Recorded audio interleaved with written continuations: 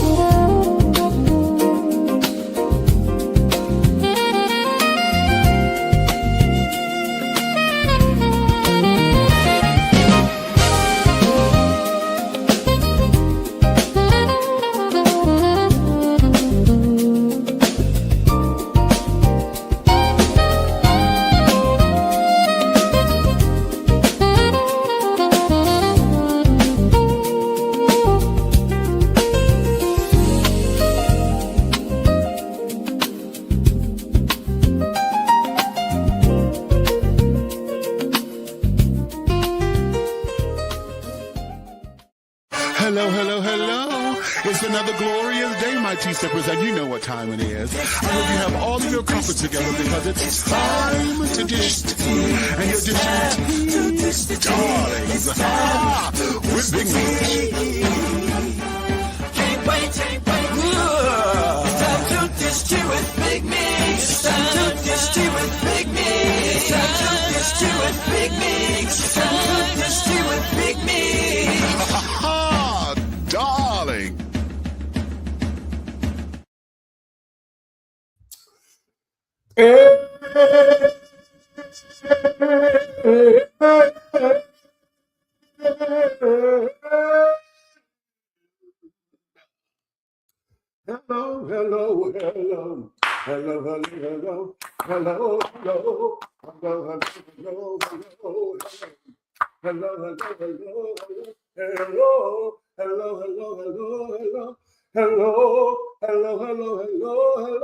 Hello.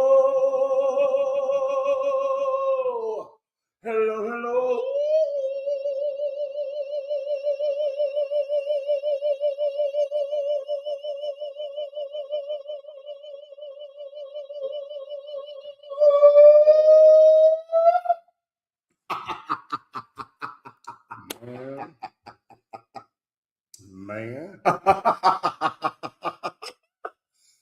Hello to all of my tea sippers, my crumpet dunkers, my tea brewers, my pot stirrers, my tea leaf readers, my tea baggers, and last but certainly not least, my tea biscuits. What's your tea? What's your tea? What is your tea, honey? It's another glorious day, my darlings. And I'm sure you got all of your crumpet together because, darlings, it's time to dish tea, and you are dishing tea with Big Meats. What's up, honey? I know. We've gone through this hiatus, and I know you guys are a little bit upset with us and carrying on and all of that, child. Listen, there has been some developments and things. Y'all know I got a new donor factory that I have to report to, and my schedule has been all over the place. Okay? Between that, and then we had other obligations that we had to do that was taking away our Fridays and stuff from us. We are finally here. And what a wonderful time, because, darlings, it is my birthday season. Yes, it is. Y'all know I go from February 28th until April 2nd. And honey, March 4th is my birthday, honey. And I am completely in season. This is season number 56. And honey, y'all will hear me say this all the time. 56 has been many, many, many things, honey, but it has never been this until now. Okay. So, darlings, honey, we are here and we're going to really get into some things today, child. And this is going to be very interesting. Because one of the topics that I have down here, child, these cards are going to be very that way and instrumental in shaping some of this discussion, okay? So now, without any further ado, let's bring over here the man with the plan, honey. Okay. Order. Oh, okay, wait a minute, he ain't ready. You ain't listening.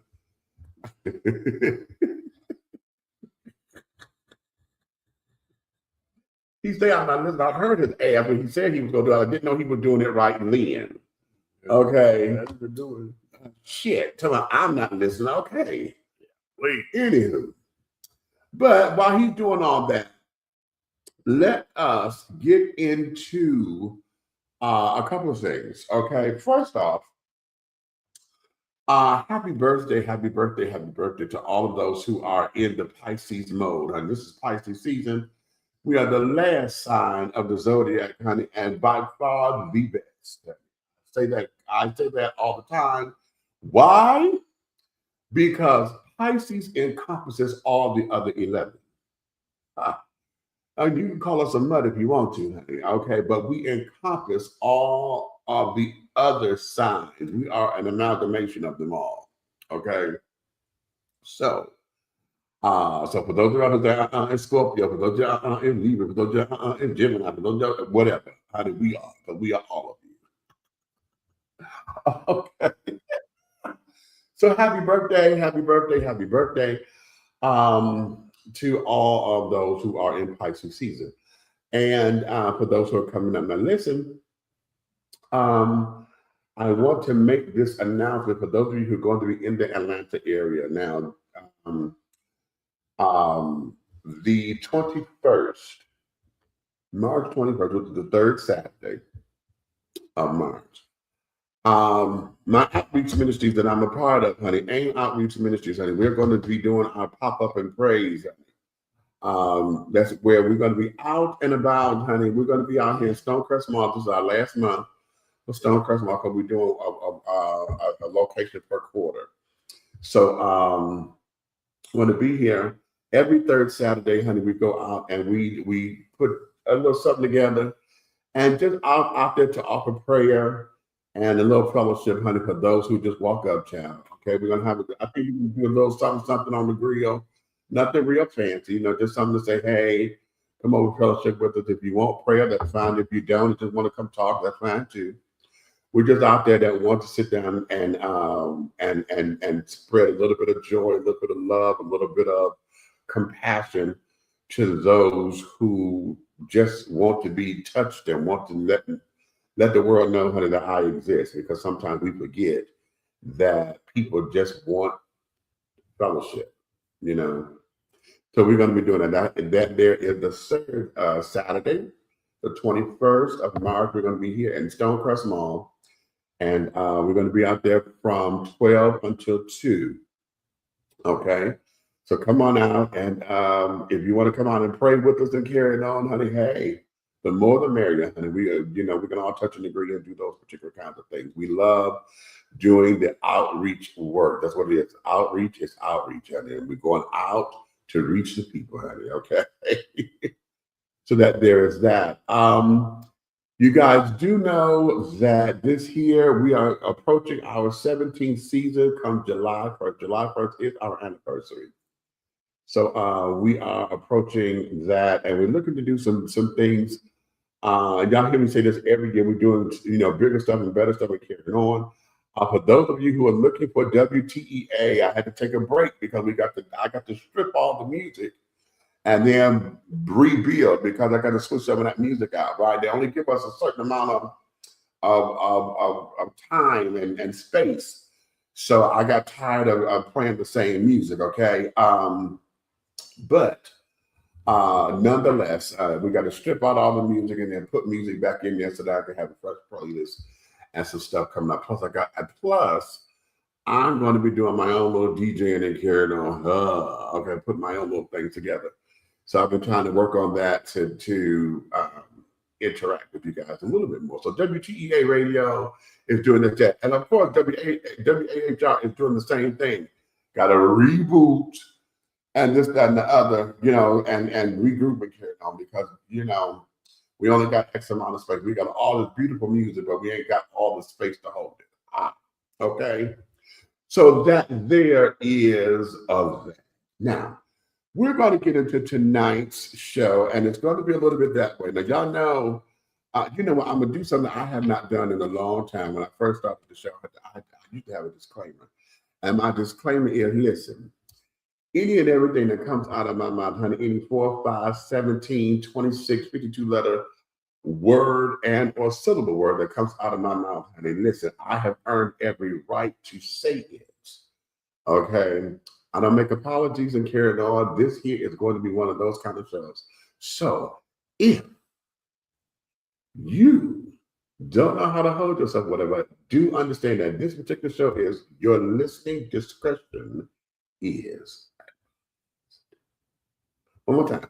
Your listening discretion is advised. It's not going to hurt my feelings if you got to go. It's not going to hurt my feelings. Okay? But do know this. If you decide to come out of a bag on us, I'm going to come out of a bigger bag. You can bring me on after that. Okay? I'm going to come out of a bigger bag. So do know if y'all come up in here being crazy and carrying on, yeah, that's going to be it. Okay? So we're going to get into a couple of things. Now, you ready? I told you. I know what you said. I'm asking, nigga, can I do my shit over here? Do your shit. Now, without any further ado, honey, this is the one and only, the big guy right there. The big red fella. What's that, baby?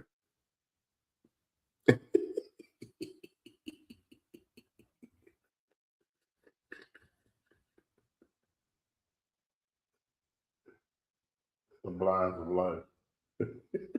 Open them up.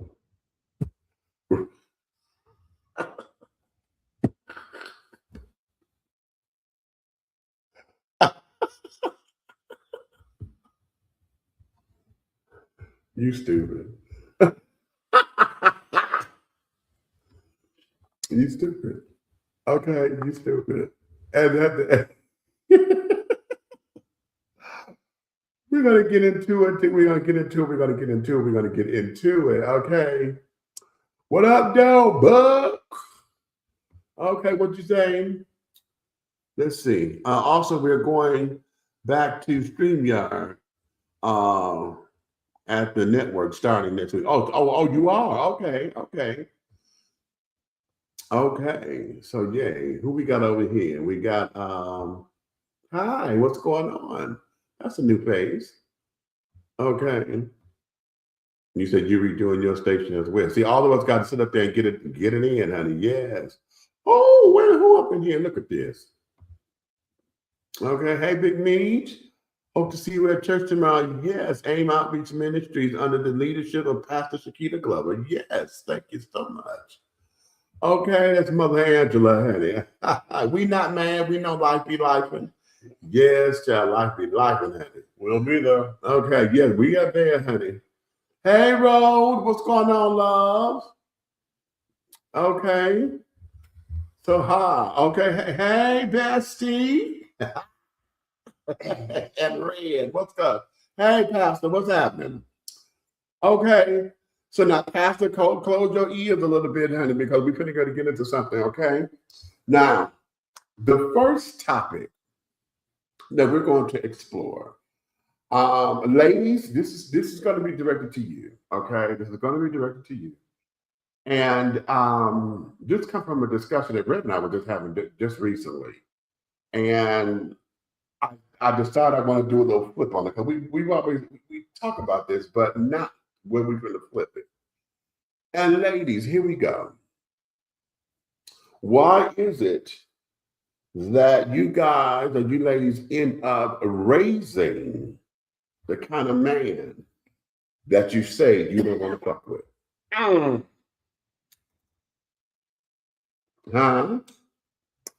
How is it or why is it that you end up raising the kind of man that you say you don't want to fuck with? What do I mean? What you mean, Meech? What you mean? Crickets, crickets, crickets. Oftentimes, now you know the argument is that a lot of single parents, and particularly single mother-led households, a lot of times with their sons, and in particular if they have one son, but if it's more than one, the love, it gets spread out. But if they got one boy in their house, usually, normally, and most of the time, she treats him like her pseudo-husband. Okay? He got all the responsibility. He is the man of the house. I hate when women tell that to boys. Well, you the man of the house now. I hate when men say that to boys. I'm going to, you the man of the house. I hate that. Because no, he's a child or he's a teenager. Okay? He don't have responsibilities and carrying on. And even if he did, you are not on the same level as the damn parent. So no, you don't know. Okay, but that's me. If y'all want to do that, okay, because I know several folks to do. Okay, but here it is. You sit up and you allow said person, you enable him to get into the whole world of being pit, ball, shot caller. And all he doing is smoking weed and playing video games in your house. Okay, he bringing a little girlfriend or girlfriend plural. You allow him to have sex in your house with this little girl. Okay, you allow him to have an opinion about how you run your life. Okay, even if you have a significant other, you done bought a man in the house of this, that, and the other, you know y'all serious and this, that, and the third. You let him, this boy child, male child, to then try to dictate the house. He then gets disrespectful with the dude, okay, and want to act as if he got some kind of common say. Now, instead of you putting the boy in check, you put the man in check. You don't be doing that. That's my son. That's my child. You don't be doing that to my child. Okay. We go there. All right. All right.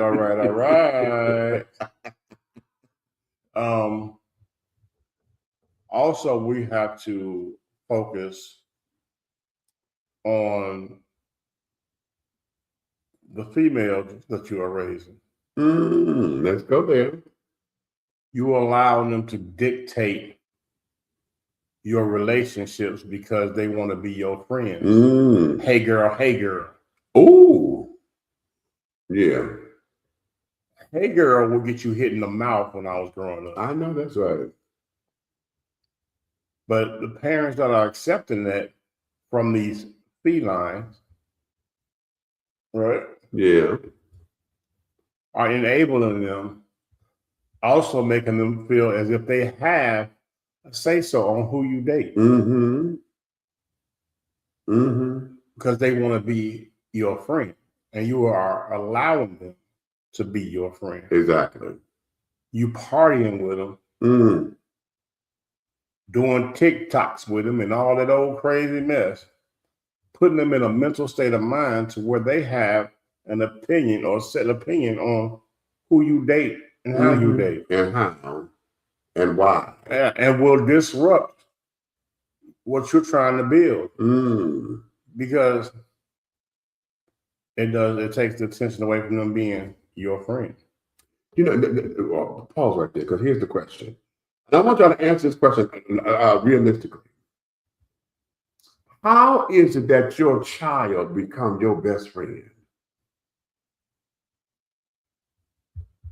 Huh? I need to know that.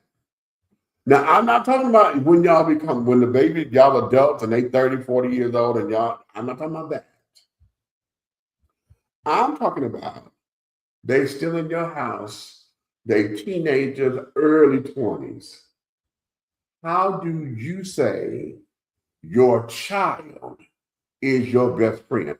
I can understand if the child say that my mama is my best friend or whatever, because they're building a relationship and this and the other. And if the child feels comfortable with being able to have an open dialogue with the parents or whatever, I get it.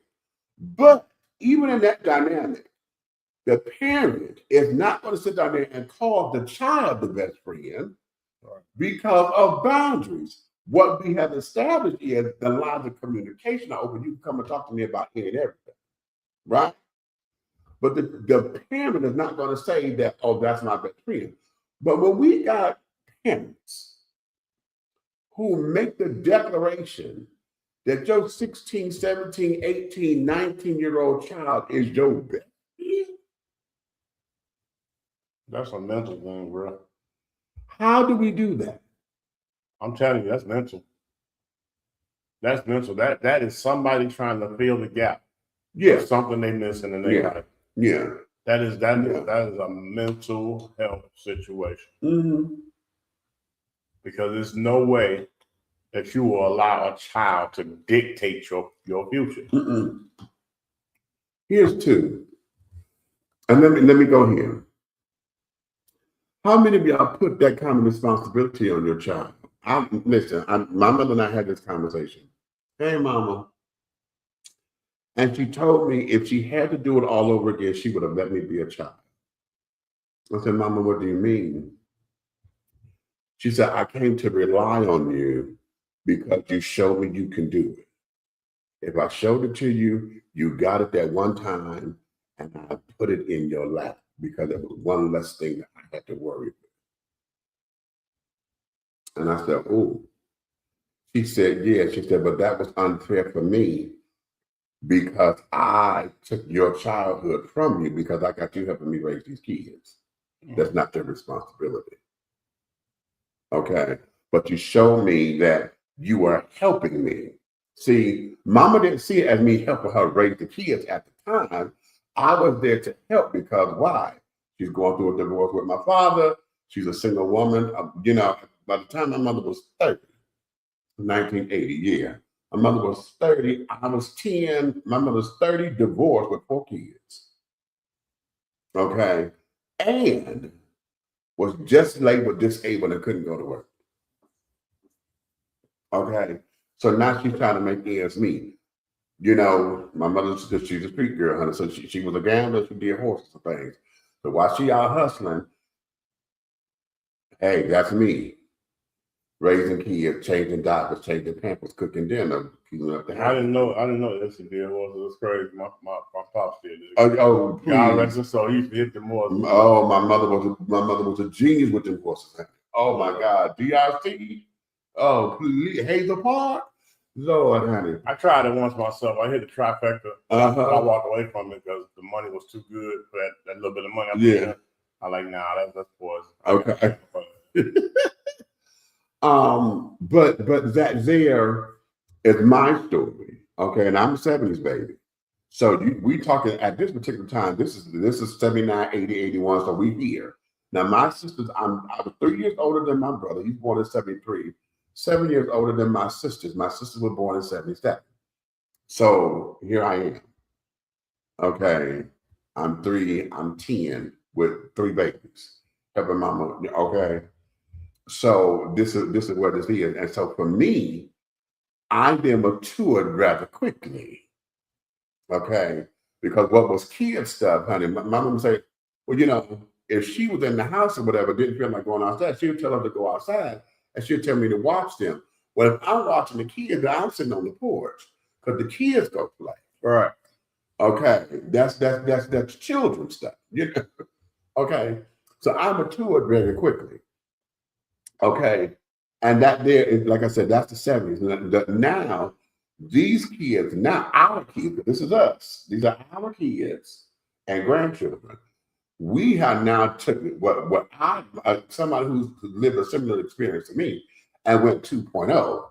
We done sit up there now to where we didn't want our kids to call us mom and carrying on. I know several folks who are brilliant with having their kids call them by their first name. Because they good at, because I don't look like no mama. Well, you know, I'm gonna tell you something that's crazy. I grew up calling my dad by his name, his first name. But it was something that was accepted. It was between me and him. Right. Accepted. And he was in a comfort zone with that. So, but can I put a proviso there? It's a little different with men. I'm gonna tell you why. Because that there was your indoctrination to your manhood with him. Right. You know what I'm saying? So that comfort level, what you did with your dad, couldn't nobody else do. You know what I mean? Yeah. Because that there was his teaching ground for you. So go ahead. But it's different. It's different. But had I opened up my mouth and said something to Karen,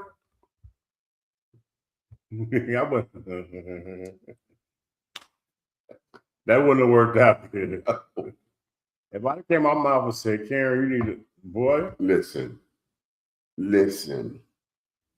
I was a child. How old was I? I had to be still single digits. And, I'm playing. And I had called my mother by her full name. It's Essie Lorraine Taylor.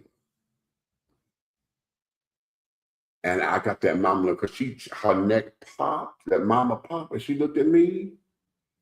She said, my name is always mama to you. She said, you don't ever call it. And then she was walking up on me, and I said, ooh, wait. You don't ever call me by that name. I am always mama to you. She said, I can be 105 and you can be 99 years old. I will always be mama to you. Yes, ma'am. Okay. The only time I would call her by her name was when I had to get her attention, because we was at the store once. I was like, mama. And she said, I done heard mama so long to where I just knew you weren't talking to me. Lorraine. And she heard that, and she stood. She jumped up. She said, boy, I said, mama, I had to get your attention. You wasn't listening when I was calling you mama. So yeah, but no, we have allowed our kids and now our grandkids to want to call us by our names. So now we have taken this, and we call them by our names. We done said that they are best friends. Okay. Oh, my mama, my best friend. Now that I think about it, that was on my father's side of the family thing. Really? Because my grandmother, I call her Irma. You know what I'm saying? My aunt, she Laverne, I call Laverne. Of course, you heard me, I talk to Stanley all the time. I've been calling him Stanley. Right. And, I call my dad Ronnie. So when I look at that was that side of the family. Now, my grandfather on that side of the family, it was Big Daddy. And everybody. Right. I don't care if you were 90 years old. Right. That's what you call him. Right. Okay. But on my mother's side, her mama was Granny. Right. Now, here we go. Ladies, you raising these boys to be the men that you say you don't want to fuck with. Exactly. How is it that you have allowed your own child, this is somebody that you birthed it, you done pushed this baby out and this, that, and the other, but yet because of whatever your support system is, the type of masculinity that you have nurturing your son, okay, if you don't have no man in his life, be it his father, uncle, whatever, okay, then that means that you showing him the fuckers that you fuck around with. I'm calling you out. You showing him the niggas that you fuck around with. Okay. And then you talking with your girlfriends, all that girl. Y'all know how we talk, girl. This motherfucker here. And I know that. Oh, you say that's what you don't want. But yet you got little Ray Ray right here, honey, and you are training him to be just that. Matter of fact, can I tell the story? Go, please do. Okay. That's somebody that I know personally. This just happened last week. Okay. This is real life. He's in a solid relationship with his lady. She has a 22-year-old son. Because, he's not their father, the 22-year-old don't want to respect him. A friend of mine. So every time that he tries to correct the 22-year-old, he's doing it out of love. He's showing him like, hey, you know what? You don't have to do this way. He's trying to give him the game. Show him how to do something different. He in the kitchen messing up, you know what I'm saying? He like, oh, let me show you how to do this right quick. You know what I'm saying? He pretty much trying to show the boy love because he ain't no father figure. But he's being rebellious to said friend of mine. He's being rebellious, like little things like, nigga, you don't need to show me, like that type of, And this particular time last week, he came out of his mouth and told my friend, which is a 40-year-old man, he told him, he called him a BITCH. You know what I'm saying? He called him, BITCH, that nigga, whatever. Okay. He said he didn't go at it. He said something to his girl. He said, yo, talk to your son. He said, he pushing the envelope of disrespect. He's way over the line. Because if he called me, you know what I'm saying, BITCH again, if he called me one again, he said, then I'm going to give him some grown man problems. How about that? So she said something to her son. And then he turns around because mama's standing there and say, he's defending this BITCH New York ass nigga. Right. And when he said it, said friend of mine told him, he said, hey, you know what? He said, come on, let's go outside and see how much of a BITCH. Huh? Right. He said, come on. He said, come on outside. So he was like, yeah. So the young fella like he could take it. She turns around and starts snapping at my friend, talking about, you don't be inviting my son outside to fight, this, that.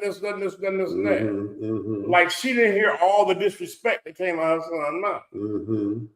You should be correcting him and directing him to the unemployment office. Or food stamps or something. He ain't bringing nothing in the house. I done got the resume on. He cooked, piled dishes up, don't wash dishes. She got to tell him 10 times, take the trash out. He's doing nothing and bringing nothing. He's a liability. But yet still, you want to be disrespectful to somebody who's been trying to just show you the ropes. But the mother wants to stand up for him.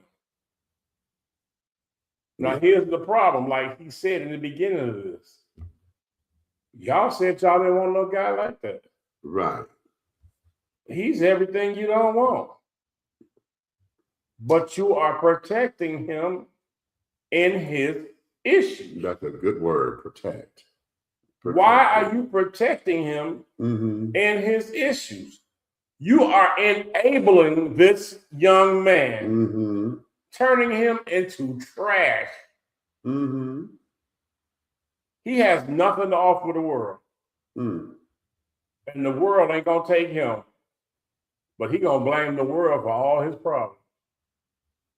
Okay. When the real problem that he should be blaming his mother. And y'all don't want to hear that, ladies. He should be blaming his mother because she ain't got no business taking up for a disrespectful dude like that. Matter of fact, let me tell you something about my family up in the Midwest. Because I come down here in the South and I done got weirded out. I'm going to tell you, I'm going to be straight up with y'all. I'm in the weird zone when it comes to this subject. Because up there, where I'm from in the Midwest, 18 and out. Get out. Okay.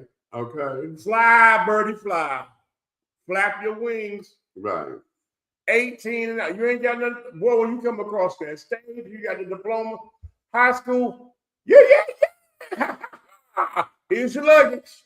Right. I'm going to holler at you. You ain't got no plan? Right. Because you should be headed your butt to college, the military, or you should have some job. Because if you're not bringing this to the table, baby, you're a liability. Liabilities are not welcome. Okay. I mean, Amy said, he said, and many be training their daughters to accept sorry ass men think they won't respect them. Then they grow up and say, well, my mama accepted it, so it must be the norm. I like that. Let me tell you something, and I'm here. If I date a woman and she has sons or sons or whatever, right? I'm only gonna pour into them what is necessary for them to win in today's world. Right. Right. You know what I'm saying? Right. Right. Now, if they get so out of pocket and they don't want to be accepting to it, then that's when I'm gonna see where she's at. Exactly. I'm gonna turn them over to her, and I'm gonna give information right that I was trying to give to them. Right. Since they won't accept it from me, I'm gonna give it to you to pass on. Because at the end of the day, my job is I can't love her and not love them. Right. Right. But I have to be the adult and find different avenues to make it happen. Because they don't know nothing about being an adult. Right. Exactly. Exactly. I like that, but you say and we see that they start smoking and drinking with them. You know what? That party with your kids, JS. Oh, okay. Yeah. Okay. I'm gonna tell you something, bro. I probably got. Let me tell you something. I probably got cringes in my skin, underlying skin. Yeah. Because I lived somewhere where somebody was going, "Hey, girl." Yeah. And it was being accepted. Yeah. Right. But here's the thing, and I want to pose this as a question because here's something that I think is an issue that we either don't look into or it may not have the same amount of weight. Either or. Ladies, when you take up for these guys and your sons, okay, the way that you do, is it because of the whole idea you don't want your child to sit up there and think, I chose my man over my children? Because there are times where, and we've seen the movies and we know folks who've been in this particular situation where there are women who have been dead wrong because the man that they so busy trying to run after, whatever, have been fucking over the kids, you know, in the worst way and carrying on, and she did not protect her children. Okay. But at the same time saying that, you also have where the children come up in here, and because they have no disrespect, because he ain't my daddy, I don't have to do that because that ain't my real dad. That real daddy thing. Okay. When we bring that into play and you don't put no balance in your house, you don't restore balance. Or, let me add this. Or you're trying to restore balance because you done married this man or he's become a permanent part of your life and you are not showing or making a way to where the transition is going to be smooth. Okay. To where your new man, your new husband is now the head of the house. And you're giving him that permission. You're giving him that permission and the leeway to be head of the house. But yet you revoke it from him the second you start to sit up there and take up for these kids. Yep. How do we do that? You say you want a daddy for your kids, but those of y'all who keep looking for daddy for these damn badass heathens. Okay. Then when you find one to come into the house, then you want to sit there and restrict his power and tell him what he can and cannot do. Oh no, you can't discipline my children. No, you come tell me, and I will do all that. Why? I'm trying to make that particular piece, and I think I get it on one aspect of it because that particular thing has been abused. We have seen where a lot of us have grown up in those mixed families and carrying on to where the new father or whatever coming to the house, and he has just been this ogre and this tyrant because you've accepted that this is a package deal. Oh, wait a minute, though. Wait. Wait. Uh-huh. How about every time, let's call it the stepfather. Okay. Every time the stepfather speaks, whether it's a whisper or a bark, right, they complain to their mother that he growling at them, he yelling at them, he speaks in a harsh way. No matter how you speak, as long as it's something against what they trying to do, right, you speaking in a harsh way. Even when you switch up how you speak to them, right, they still complain the same complaint. And guess who steps in and protects them? Of course. Steps in the conversation and be like, well, you ever thought about the way you talk to them or the way your tone is? You know, and you look at her like, now I know damn well you just heard me whisper. Right. I know you just heard, because it's when you say something and you know it's quiet enough where the other person ain't heard it. Right. And then they hit you with that. Right. That means you got no win. None. You got no win. None. And the kids know it. And they weaponize it. Because we have empowered them to weaponize it. How? Because you keep them in your business. They know when you get paid before you do. They know what deals got to go out before you do. They know how you buy your bra and set. It's crazy. Okay. And you empower them to sit down there and now to walk and do your relationship before you do. Okay. You empower that. Now, let me give a disclaimer here for me, or just tell my business. Because when my mother had started dating, yes, I did not like that one in the beginning. And for the longest time, I despised him because he wasn't my father. Okay. I was very upset with the fact that, ooh, shucky ducky. I just had a revelation that's gonna come later. That's for later in the show. Damn, I just had a revelation. Damn. Wow, that's okay. I was very much so emphatically mad at my mother for being able to move on. You know, really? Oh God. Because I was one who believed in the after school specials. Okay, my mother and father, you know, this, that, and carried on. And I'm laughing at this. Yeah. When I was a kid, you know, 1, 2, 3, 4, 5, 6, 7, 8, 9, 10, 11, 12. Right. Okay. But I was one who thought that was going to be. And when they were, you know, the way they were fighting, carrying on was ridiculous. And I saw how my world and my dream for family was being destroyed. Okay. At the hand of my father. Okay. So now,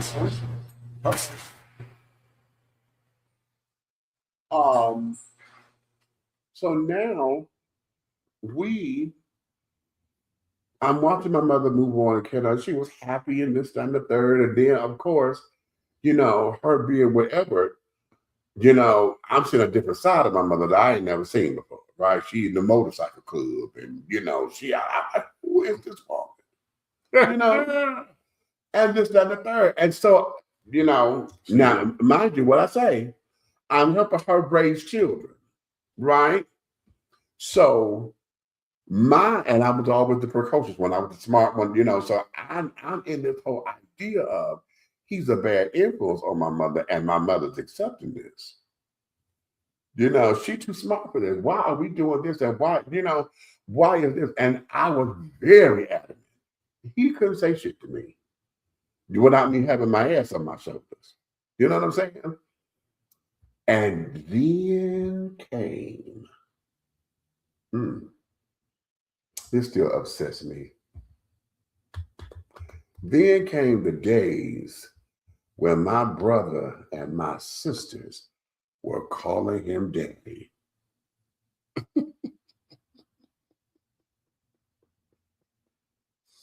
That bothered you bad, didn't it?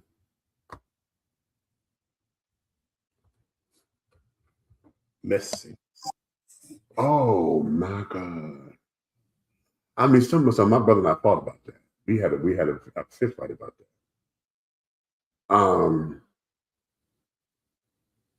And what it was, I could not understand it. I got it. I got it later. Okay. I got it later. But at the time, it was, you know, again, the precocious child who ain't got no business in my mama's business.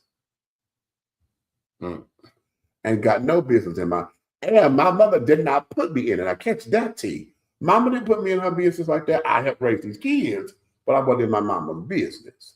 You understand me? But me being me, okay, I got in her business indirectly, snooping, you know, listening and killing. I'm ear hustling and shit, you know, I got all that. And so now I'm offended. Okay. I'm holding out for hope from my dad and this, that, and the other. But then came me trying to hold out for hope. But then this motherfucker tied my hands. You not doing what you're supposed to do. You know how many times that young men and young girls have major issues because they have this happy days dream of their parent coming back and returning to I know, and I was one of them. And with that mental capacity of waking up every day with I hope daddy come home today. That right there, is a major, it's a nail in the spine. You know what I'm saying? It's like you become this terrible person in the house. Yeah. Because your attitude is destructive each day. Yeah. And it's crazy because nobody has to do anything to you. And you're not going to say exactly what your problem is. There's no words for it. You don't know how to voice it like that. You don't know how to voice it. But at the same time, I've learned that it's a lot of children like that in this world. Now, yeah, the boys, disrespectful, toughen up, you know what I'm saying? And they want to try to whoop the stepdad and all that. Yeah, because again, that's the inoculation into manhood and shit. That's that you the man in the house bullshit. Yeah. And the girls, I done heard so many stories. But the girls either they become little witches. You know what I'm saying? And they just totally disrespectful. Like if the man is even speaking to them, they'll just speak over him. Right. Like he's not standing there talking, you know. Right. They'll speak over him. Right. And then also, I mean, like you saying, after school special, right? Let's talk after school special for real. How many stories have you heard? But most of these are of the other octron, right? But how many times have you heard them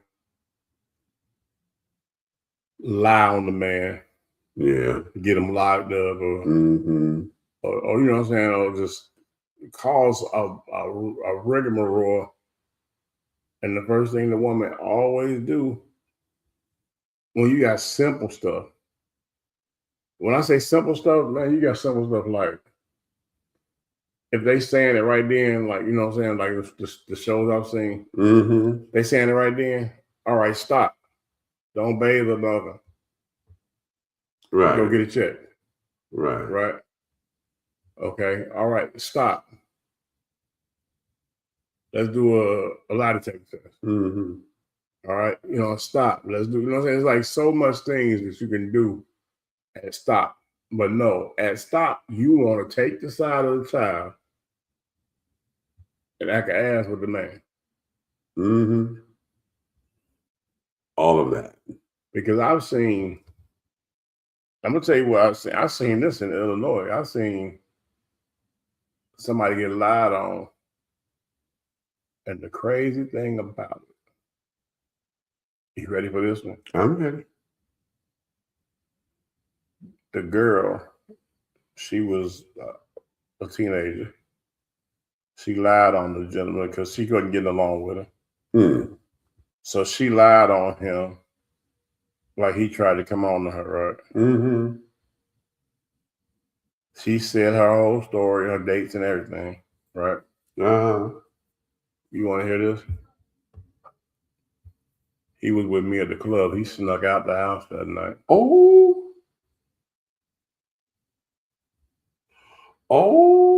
He wasn't even in the house. Because normally what he used to do is when he wanted to stay, when the wife go to bed or whatever, Right. she go to sleep or whatever, and he'll go downstairs and kick back and watch a movie, and, you know what I'm saying, in the living room with the TV on. Right. What the plan that night was slide out the door. Mm. And he slid out the side door. And we was out. My God, today. Now here it is. This man was nowhere in the doggone residence at the time of this doggone story. He was downtown Chicago. And I still remember at the Ascot Hotel. At the ballroom of the Ascot. Battle of the DJs. Ron Hardy. Jamie Principle. Everybody snuck out for that. My God, today. But ladies, he called hell. These are some of the examples. Okay. Oh, but I hate. No, go ahead. He found out she split up with him, right? Right. He called hell with all that. I done went to war, came back home. Right.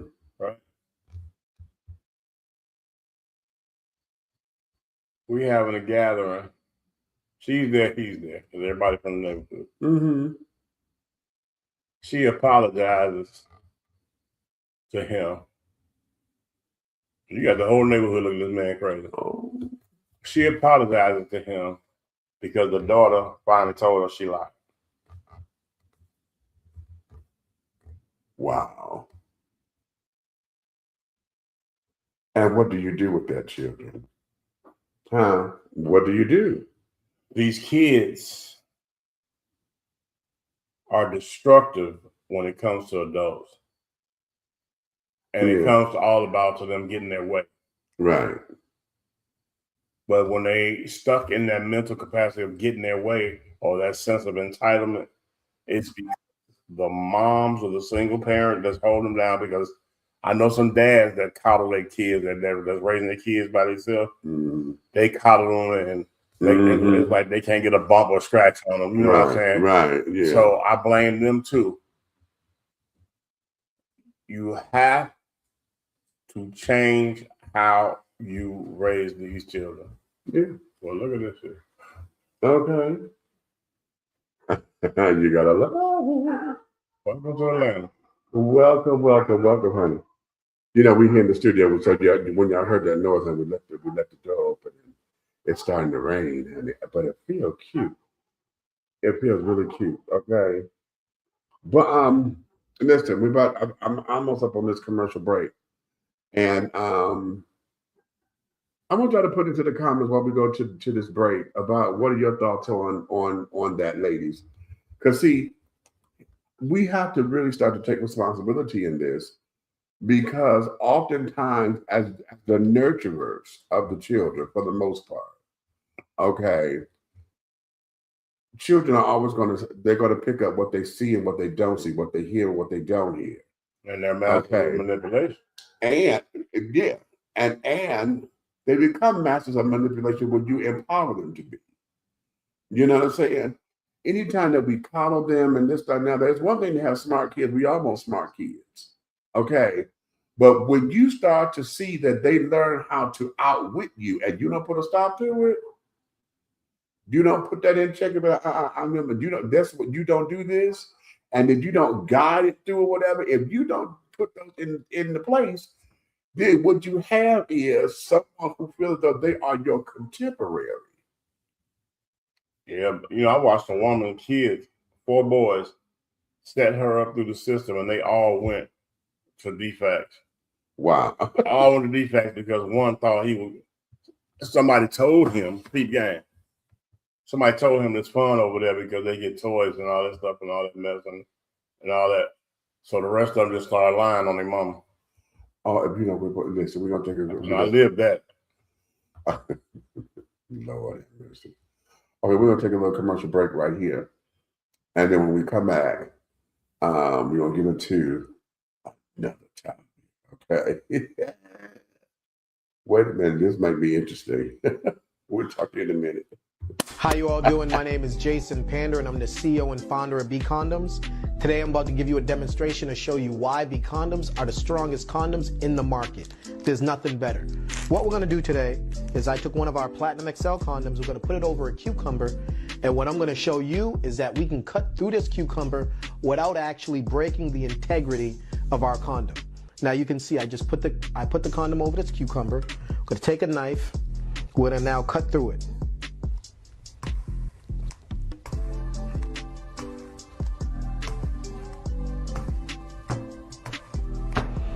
Now, keep in mind, all condoms are not able to do this. This is something special, all right? Our condoms are pH friendly for the women, all right? They're vegan friendly, they're organic. We don't have any of the toxins that you'll find in other types of condoms, like the caseins, the glycerins, the glutens, any of those. That's why our condoms are odorless and they're tasteless. So what you now saw was, voila, all cuts through the cucumber. Now watch this. Take some water, open it up.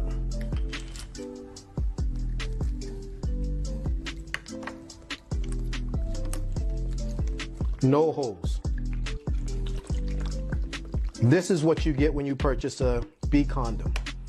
The best quality on the market, black owned, and make sure to protect the culture with B condoms. Nothing's better. Thank you. Jason Panda tapping out.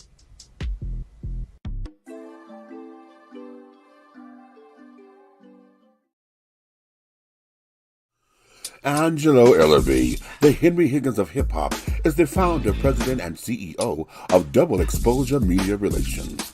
Double Exposure Media Relations is a full-service public relations, marketing, and artist development firm specializing in publicity, photography, artist promotion and artist development, makeup artistry, event production, and EPK development.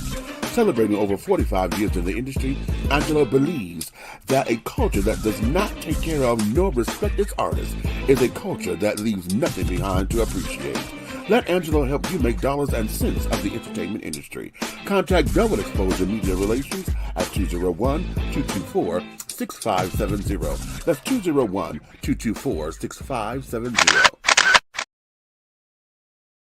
Are you ready to continue the journey with talk show host, internet sensation, and author of Awakenings, Epiphanies along a spiritual journey, Big Meech? He is offering another installment of thought-provoking ideas, principles, and metaphors that will encourage, enlighten, inspire, uplift, and catapult you into a brand new evolution of accepting yourself in your total truth. Revelations, Affirmations, and Confirmations. The new book by Big Meech is infused with conversations of love and inspiration that gets right down to the real nitty-gritty. It will confront the reader with the proverbial mirror in an effort to take a deep, closer look within to find all that one needs to propel forward and make life happen. Get your copy today on Amazon.com or go to www.dishingtea.com. That's www.dishingtea.com. For more information, contact Big Meech at 404-914-5610. Revelations, Affirmations, and Confirmations. This message has been brought to you by Too Deep and Pastor Don Jr., CEO of the Winning Team.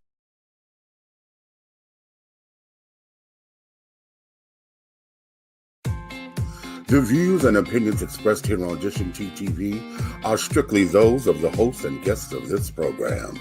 They do not reflect the views and opinions or governing actions of any of the sponsors or affiliates of Dishing Tea Entertainment, Artist First Entertainment, Big Guy ENT, Atlanta Hot Radio, Black GDP TV, or Diversity TV.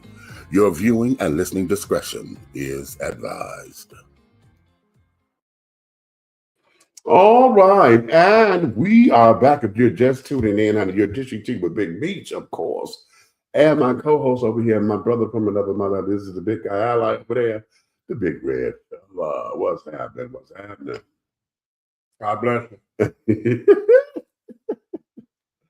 Now, listen, we're really going to go into a subject that it's going to be probably, we won't get on this one long, I don't think. Because it requires education.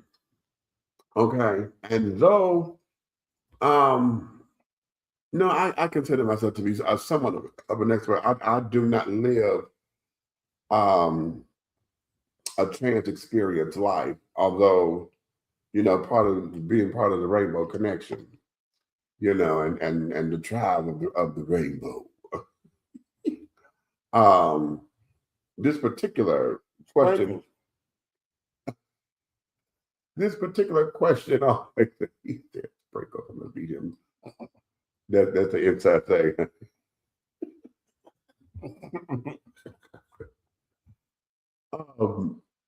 There was a question that was brought up, and I always give my heteroattractional counterparts the opportunity to have a question, you know, that and they're serious and about something that they really want to know, right?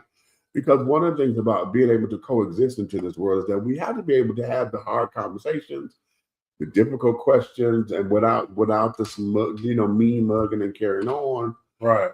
And to be quite honest, if you really want to know the truth of the matter, the question is a real question, and it's to see if you know what the hell you're talking about. Yeah, this is true. Okay, and we're gonna be real with it. And here's where it is. The question is, and it was posed like this. If someone who was preoperative trans, and usually in these particular conversations that you better explain what that means. Hold on. Usually in these kind of conversations, they always talk about trans women, that they're born male and they live their lives as women. Okay. Pre-op means that they have not had any sexual reassignment surgery. In layman's terms, they still have the same equipment, okay? Downstairs. They boys. He just wanted to say that, okay? You know what? He gets on my damn nerves when you do that shit.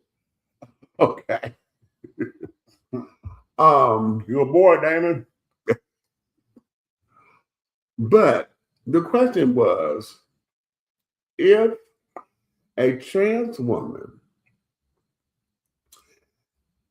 finds herself in some kind of relationship or sexual situation with two gay men. I'm a Nazma Tuck. Okay. I'm not looking at you.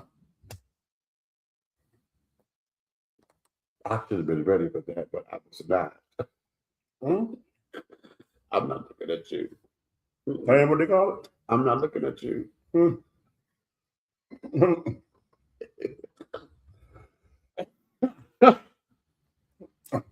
So the question becomes, what is their sexuality? Are they gay? Are they, you know, or whatever? Because the gay men, you know, if she's presenting as a woman and they having sex with her and she still has the male equipment, what is that, right? And that's a fair question. Okay, it's a fair question because for the most part, you know, the world wants everything to be in black and white. Okay, black and white, it's either this or it's that. Okay, and here in this world, okay, If it has a penis, you're a male. If it has a vagina, you're female. Okay? Mm-hmm. That there is biology. That does not change. That will never change. That there is why we have a lot of confusion, because when we talk about transgender issues, a lot of folks here, you're trying to say that you're a woman and you never will be. No, I'm always be a woman if I'm female presenting. I will never be female because that's not my equipment. Oh, Okay. so the woman and the female is how they separate that. Exactly. Well, hey, Okay. I feel like I just got my doctorate. Okay.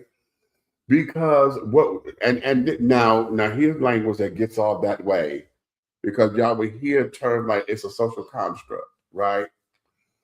Which basically it is. Okay. Society has deemed what man is, what woman is, and carried on. Okay. Biology tells us what male is and what female is. Biology won't ever change because it can't. Okay. It won't. Now, for those who, the word that we have now is intersex. Okay. Into what? Intersex. Intersex is the word that replaces hermaphrodites. Those are the children who are born with both sex organs. Okay. So wait a minute. Oh. Hold up. Wait a minute. Let me put some pepper in it. Okay. Hermaphrodites, Yeah. they're born that way. They're born that way. Yes. So how you gonna bump that word and make intersex, and it's somebody that's not born that way? No, intersex doesn't. No. Intersex has now become the clinical term because hermaphrodite now is considered to be derogatory. It's derogatory. Yeah. Okay. Okay. It's a derogatory term now. So intersex has now replaced that word, when we talk about those who are born that way. Okay. With both sex organs. Okay. So what about so it's a trans. Okay, we got a trans dude, right? Uh-huh. All right. He got a grandfather clock swing, right? So what do we call him? Like, is he intersex as well? No. Huh? No, he's not intersex. He just inter. He's trans. He's just trans. He's transgender. Why you don't take that from the kids? Take what from the The kids? transformer thing.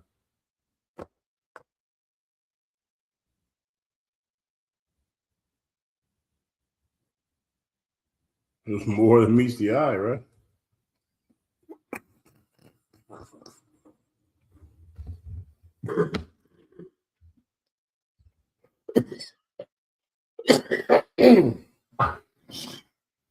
I'm just saying. Oh, okay. I wouldn't hear. Y'all be thinking it. Y'all don't want to say it. Okay. Well, go ahead. I didn't do anything. Okay, let me talk to y'all because this is what he wanted. So a lot of that, when it comes down to sexuality, and this is where gets so confusing, okay? Because a lot of folks want to believe, well, if you're doing all that to live your life, and you're going to have a sex change, just to say you're going to sleep with a woman, why don't you just stay a man? Okay, because there's a lot of trans women who, once they have, identified themselves as trans and whatever augmentation they've done, or whether the hormonal replacement they're carrying on, for those who have gone and are post-operative, meaning they went on and had surgery, a sexual reassignment surgery. A lot of them live their lives as lesbian. Okay. Many of them, have wives. And so the wives didn't leave and, they stayed with them. So, Is that a gay relationship? in the eyes of, yes, it will be. It becomes a gay relationship because this person is identifying as a woman now. So yes, that there would technically be, yes, a gay relationship. So okay, so when Michael, right, he get a split and tuck, right? Okay. Right. And if he's dating Walona, right, and she got a doggone attach and puff. Attach and puff. So does that make them heterosexual? Yes. Huh? Yes. Boy, y'all lying to me. Yes. Y'all lying to me. Yes. No, no, no, no, no. Yes. No, no. It sounds like the broken pieces from cooking gingerbread man got mixed up.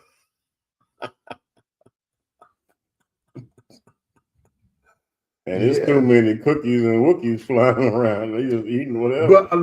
But you're in good company because a lot of folks don't want to accept it. You know, they don't want to accept it. And so the question that was raised, you know, what is their sexuality? Because all of it's supposed to be gay to begin with. And yeah, that's what I don't understand. You know, and you go this way to go back this way. But a lot of folks don't, they won't understand it. And if that's not what that is, you're not going to get it. There's nothing that can change your mind about it. You could probably accept the reasoning, but as far as getting in and be like, okay, you never will. And so let me ask you this. Mm-hmm. I know a few hundred studs, right? Mm-hmm. They got guys like me that they visit secretly. Okay. Because they don't want nobody else to know. Mm-hmm. You know,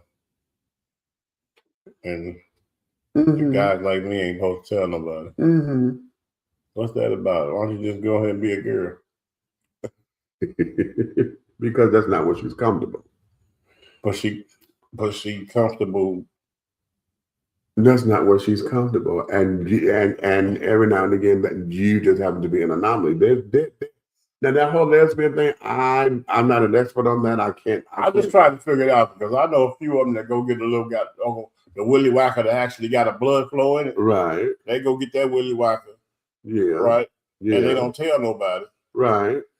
But then I'm asking myself this, right? The willy whacker that they get, why he so comfortable hitting this doggone pin cushion that look like him? Yeah. He gay. Whatever that is. Whatever that is. Because old boy show up and be done took the pills and got a full beard. Right. But still got, you know what I'm saying?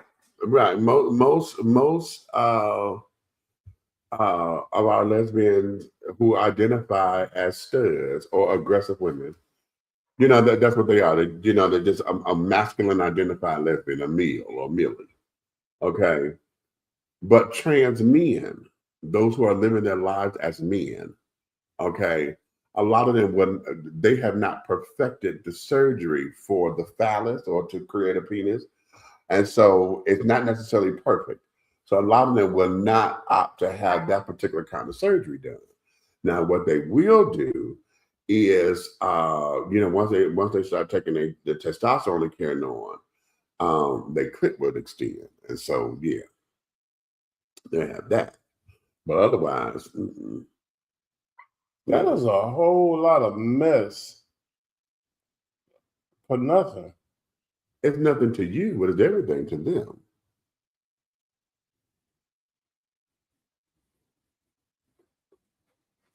Boy, I swear. You know, and that Can you imagine if the dogs and cats started? The dogs and cats do. Huh? Oh, they trans? What? The dogs and cats, well, no, like gay shit. We don't seen that shit. Oh, we got gay dogs. Yeah. Wow. They done got to the dog, yo. Wait a minute. What you say, Emmanuel? To answer your question about the lesbian who gets a man for sexual pleasure, sorry to say she just uses you for sexual pleasure. Well, but Emmanuel, see, here's the question. A lot of our heteroattractional counterparts are trying to find out this. Okay. You can't be that much of a damn dude to say you want to be all this much of a damn dude and you still want some dick. Okay. That's what he said. I ain't gonna say it like that. So then it becomes, why are you playing? Okay. You know you a girl, just be a girl. And the whole thing of it is, but that's not me. A lot of them are like, I'm not feminine like that. I'm not that. That's not what I am. You know?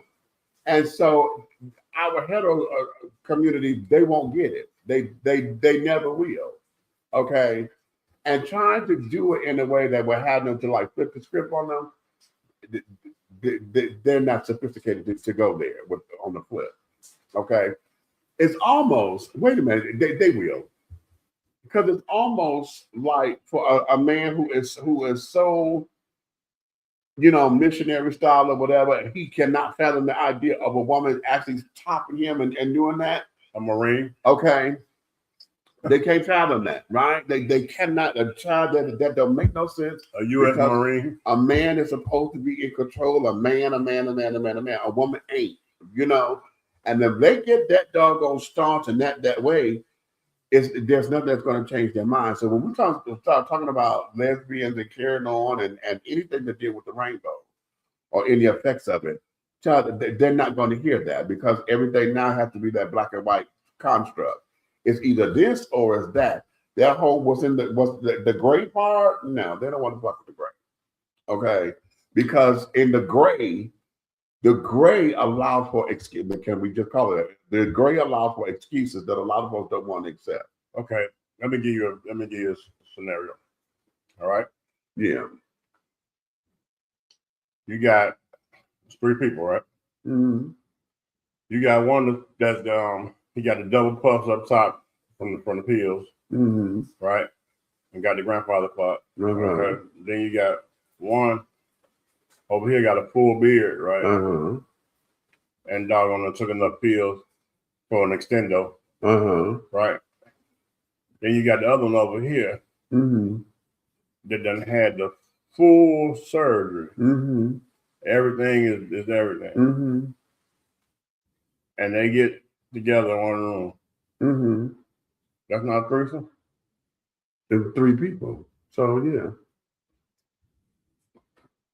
But what are you trying to get at? So is it a menage a trois?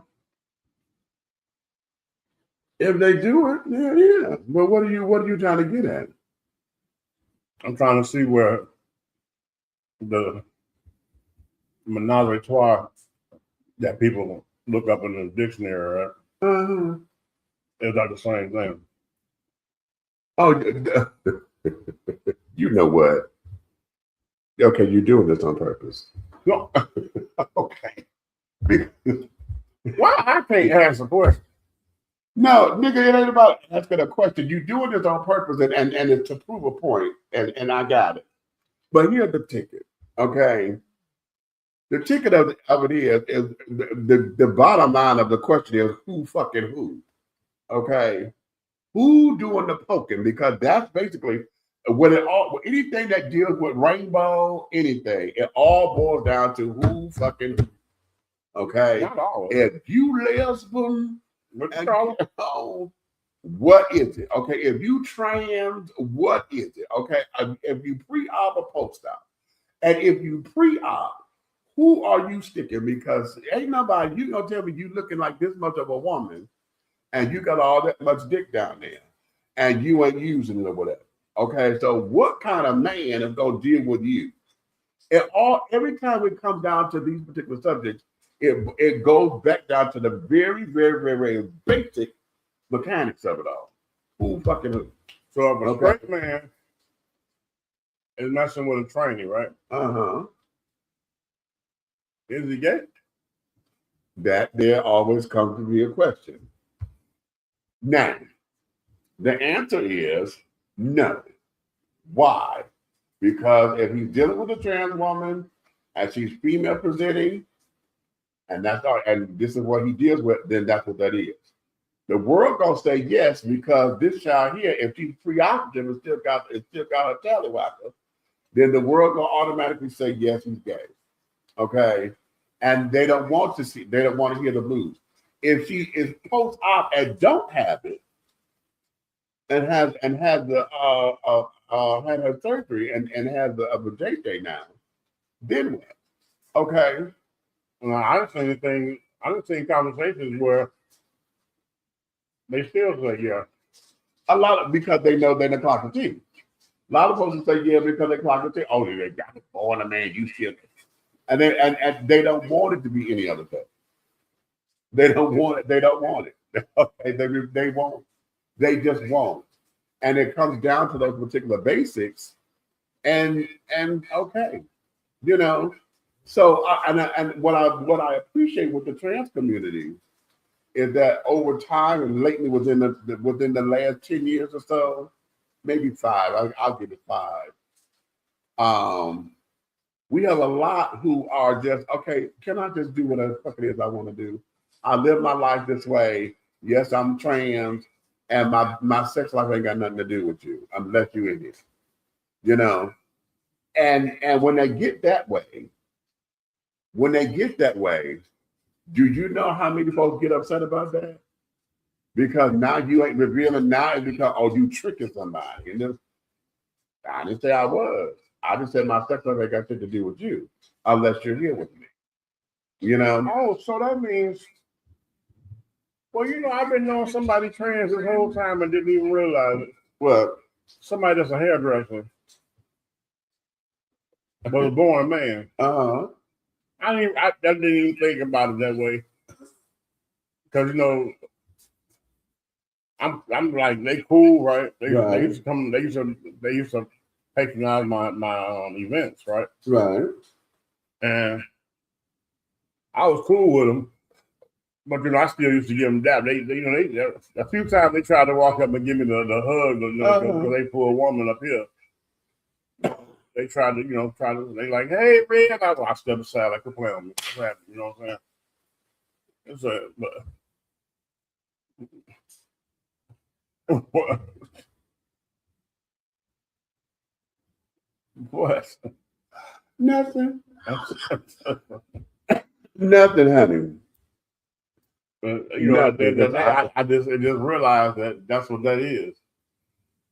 You know, I respected it. You know what I'm saying? Right. That's what you do. Right. You know how I am. Your business is your business. Your business. Right. But I just realized that, yeah, I was always aware because, you know what I'm saying? Right.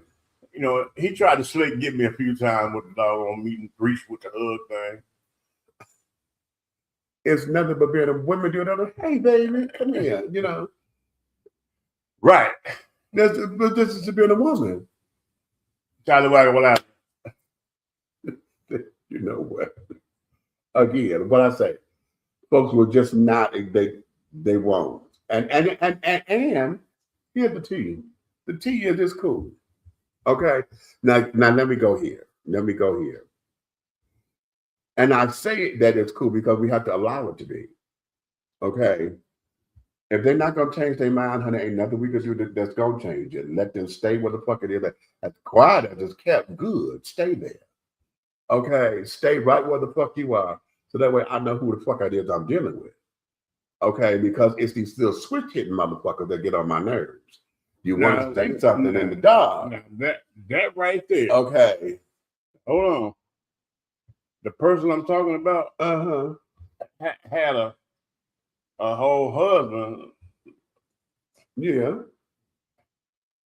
I'm just gonna call him a heterosexual. I don't know what the fuck.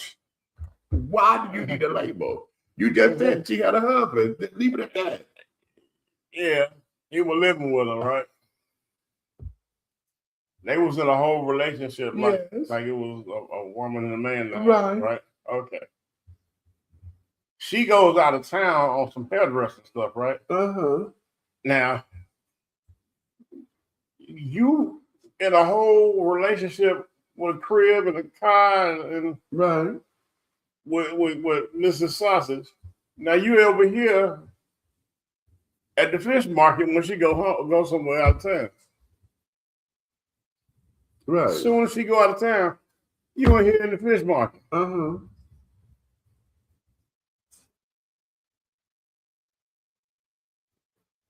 What's wrong with him? He's a heterosexual man. Yeah. Yeah, and that's what y'all don't want to live. Again, what I say, straight folks don't want to. They don't want to hear that. They don't want to hear it. They don't want to accept that. But he's a heterosexual man. The hell he is. He's a heterosexual man. Yeah, okay. Okay, and that's all that is. Yeah, okay. What's the next subject? I ain't gonna agree with you on that at all. A lot of you straight folks don't want to accept that because y'all are Decline. the T. You the clock the T, and then y'all know, no, that's the dude. That's the dude. He's fucking around with a dude. That means that's gay. Y'all won't even let him be bi. Y'all would not even let him be bi on that, even on that regard. You would not let him be bi. All y'all know is you go home and fuck that dick because that dick got a dick. What the hell are you doing over here? He can't be bi. As long as he ain't buy me, I don't care what you know. No, he ain't buy me. He ain't buy you. He just buy somewhere else, buy nigga. You know what? No. Now they mad because now, see, now I know what it is. It's greed because y'all gonna say he's greedy. You already got that. With us. Wait a minute. minute. Come over here. Wait a minute. Now, wait a minute. Okay. Wait. That's what. Hold up. Wait a minute. Greed has to come from something that somebody else wants comparatively. Okay. Don't nobody else want that thing over there. Don't want what? The thing with the doggone clocks. From the okay, that's fine. Okay, no, so I'm talking about him. Right, no. I'm saying greed. I'm saying you said calling them greedy. People are gonna put the label of greed because it's like he got something of interest. That's not greed. So they're not. He's not. Then what is it? Because if y'all know he got that, but that went out of town, and he wanted to come and play. He over here playing in the same pool with everybody else. He need to play a bulldog. No, that's not what. No, why he got to play a bulldog? Because that's men over there, and this could be his man in his house. This may be his only trans experience. That's all that he wants. He's the heterosexual. See, that's the part y'all don't want to get, and y'all refuse to accept that. So whoa. Because that's the first time he got tricked. Who said he got tricked? I don't know. I'm just thinking that. We say tricking off, but he didn't get tricked. You know what he got. Because he stayed. Because he stayed. Yeah. Right. He stayed. He probably put a lollipop. Yeah. Anyway. You're hateful, but go ahead. Hey. John Blow prop on y'all doggone pop rocks. You got it. One at a time. But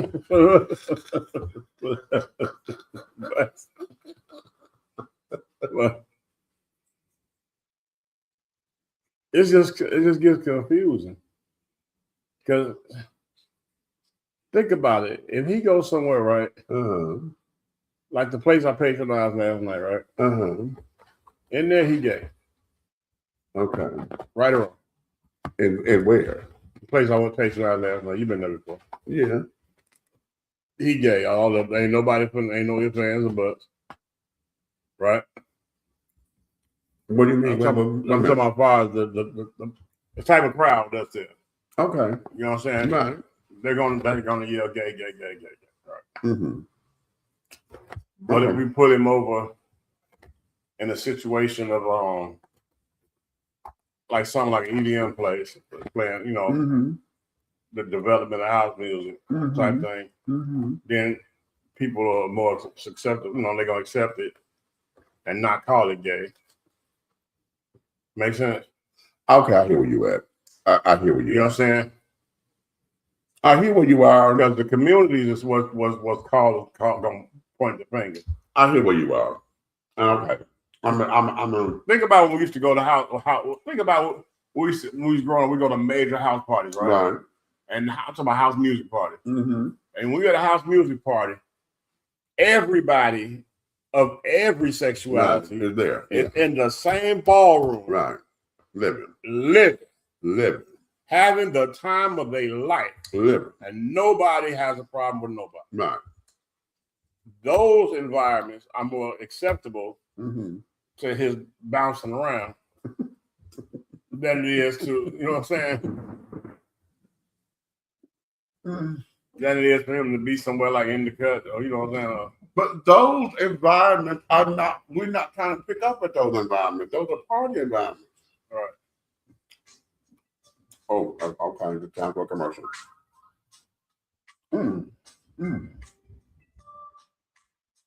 The atmosphere is different. Most of the time, we're not there to pick up anybody. We got to dance and to get a foot on and carry it on. If I'm going someplace where I know I'm going out here to go pick up somebody or da-da-da, I know where to go. Again, y'all still will not give him the grace to say he's bi at least. Y'all, you don't wrote him off as he just gay because he does better with your trans person. Right. No one is saying he's bi or anything. And hell, the girls are trying to make their coin. But the house party thing is going to be, they'll say, they'll take the buy. So you still trying to say, throw his ass over there because they would take it.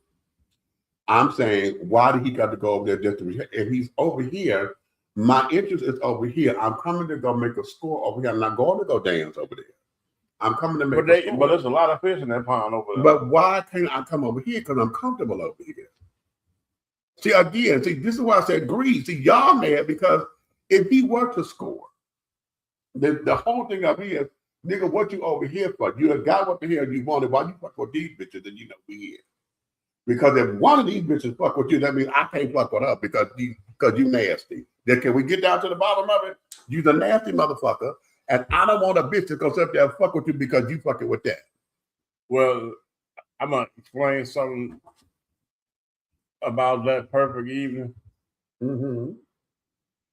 Somebody did snitch on him. He scored. But then he doggone was a foul ball because he didn't make it. Because while they was getting ready to go, somebody doggone put the bug in one of the girls' ear.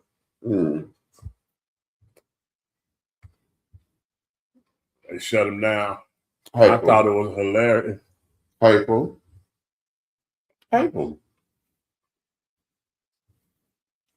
Because, and then he knew that somebody shut him down because he came back in.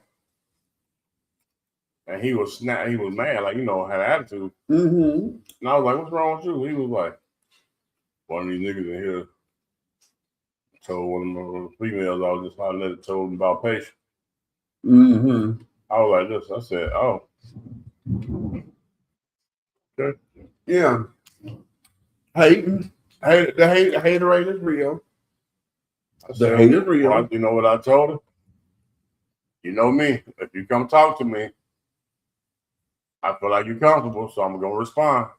You know what I told him? What? Why would you go fishing in the same lake that you bring your fishing rod to? Now that there, I would give you. Now that, I would fucking give you. Why the hell you in here? You know your bitch work here. No, she don't work. That's where you always bring. She come with her light friends. She comes with you as a couple. See? So why would you go fishing? Now there we go. In the pond where you bring a rod. There we go. Now that is where that is. No, player. And then can we go here too? Because see, who's to say? Hell, somebody know patient bitch, we trying to save your ass. Who's to say if he had enough balls to snitch on you to one of these girls and nobody know, he ain't gonna snitch on you to her. Bam. And did you have it? And trans is the breadwinner. Okay. Right. So listen, let me take another commercial break. That was my line. We'll take another commercial break. When we come back, darling, this next subject, honey, is going to be a little bit that way. I want to talk to all of my chronically single people. we're going to get into something here, okay? Y'all going to be ready? Yeah, we're going to be ready. Okay. We'll go here. All right, be back. Be bold, be unique, Be the tea with a unique body oil fragrance from the Sensuality Fragrance Collection. The Sensuality Collection embodies a unique array of customized original scents created by Big Meech. Indulge yourself in such fragrances as eye candy, foreplay, anticipation, shower fresh, naked beauty, or pay homage to the motherland and choose an oil from our exclusive Wakanda collection. Over 17 different scents that will tantalize your senses. Order yours today. Log on to www.dishingtea.com for more information. Because remember, it's all about the tea. Sensuality, that is.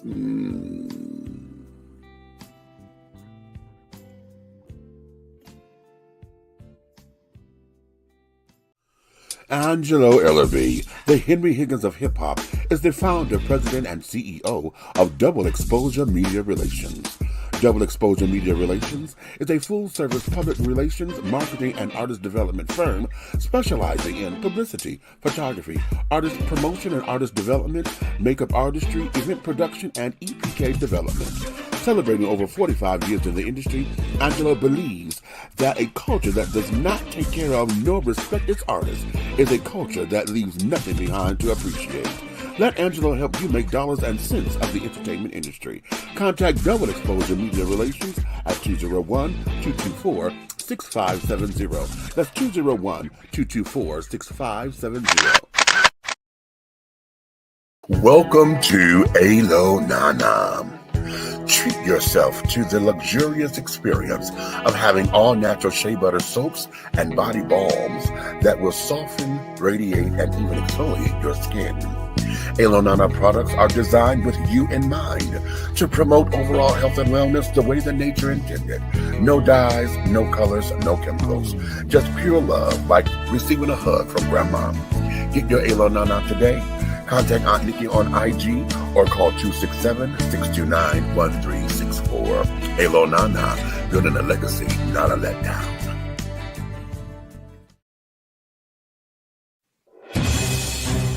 We're not asking for your permission. We're not seeking your approval. We're claiming what's ours in the name of our ancestors.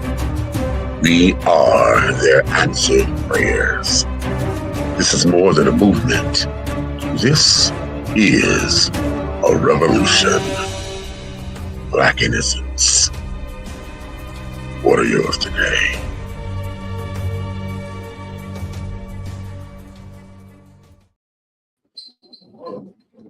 All right. And we are back. If you're just tuning in, honey, you're dishing tea with Big Meech. And I am he, honey. I am Big Meech, honey, the host and carried on. My co-host will be back in just a moment. And we're going to go into something here that I think is a cute topic. And I think it's going to get some traction. Y'all here with me? Huh? Where are all my chronically single people? Okay. Well, I mean by chronically.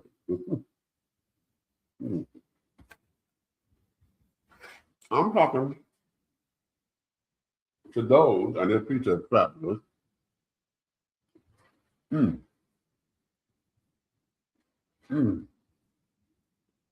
Wait a minute, John.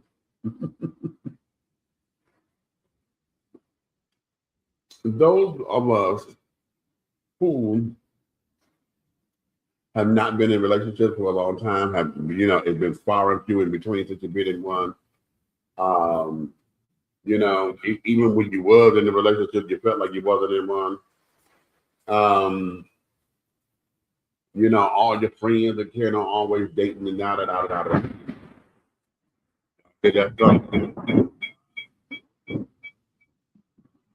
Okay. Ooh. They say this storm was coming, child. They said it. But, oh, wow. It feels cute, though. It's a little chilly, but it feels cute. But nonetheless, I want to talk to you and ask this particular question.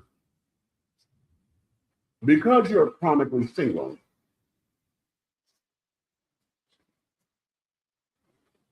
did you get upset because you're always put in the friend category? And y'all know what I mean. You're single because every time you think you made a connection, you think you're going to go do something, you think you're going to go dating and think whatever, the person feel that you're the catch me out. Honey. Oh, you're so nice, you're so wonderful. Oh, you're just such a good person. And oh my God, I feel so comfortable with you. But then you always get, but you're such a good friend. I only see you I see you like a brother, honey. Oh, the big brother I never had.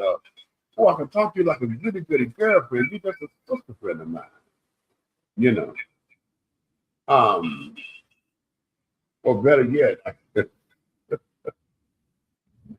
oh, this happened to me down in Big Boy Pride. I got put into elder status, child. Because I was out. Oh, well, hello there. Hi, people. Wait a minute. His doo-wop dated and went upside down and turning and carrying on and making his own little doo-wop.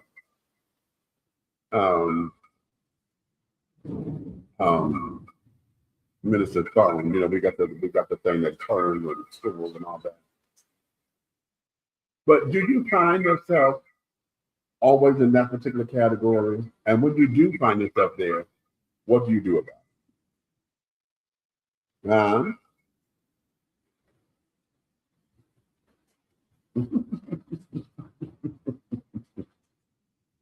How do you handle it? Is it something that are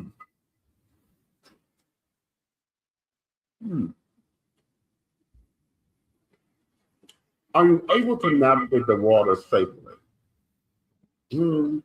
Are you able to really appreciate your singleness?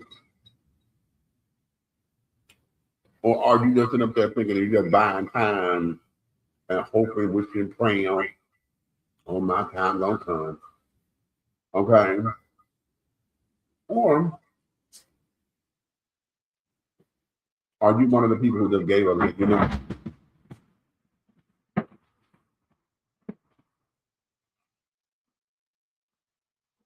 you one of the people that say, you know what, this ain't for me, you know?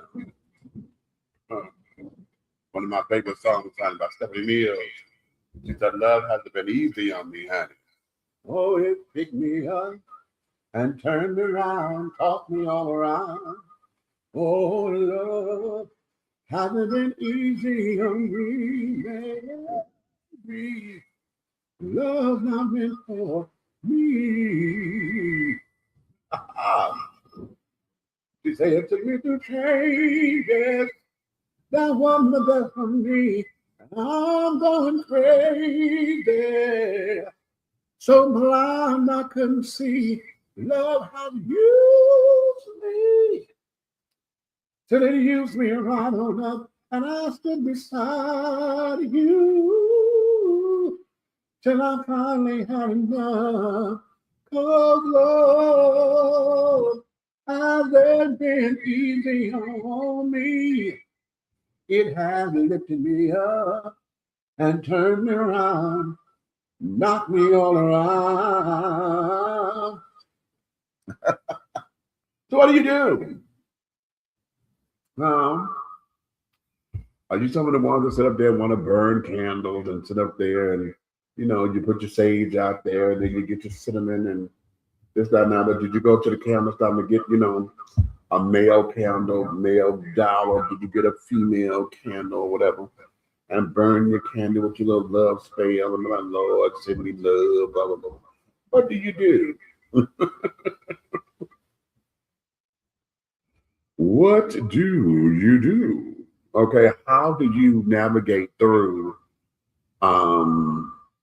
loneliness? How do you navigate through the feeling of not being loved in the sense of Eros type love? Eros type love, and Eros is, that romantic, the the wooing and the cooing, and the intimate moment type love.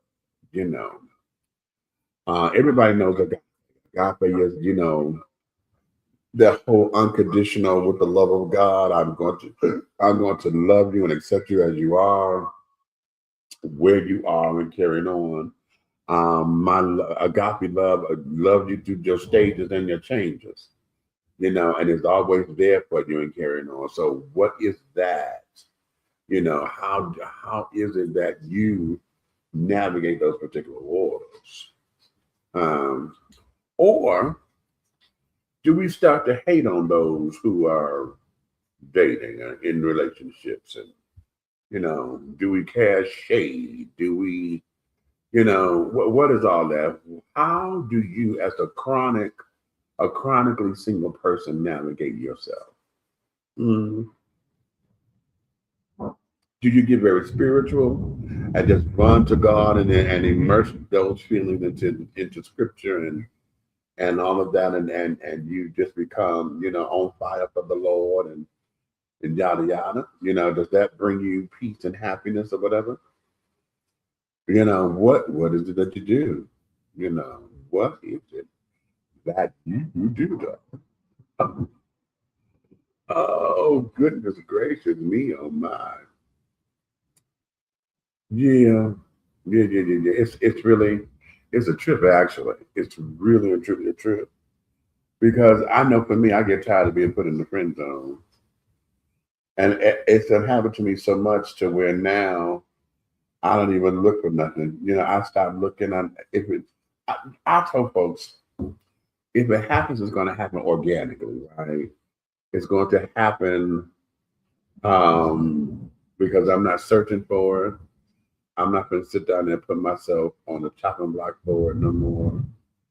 I'm just not,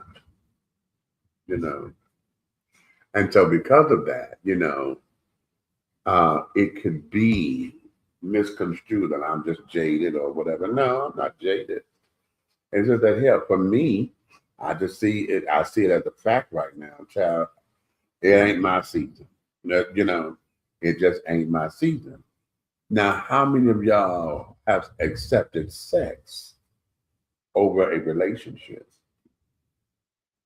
Because it's the relationship a sexual one.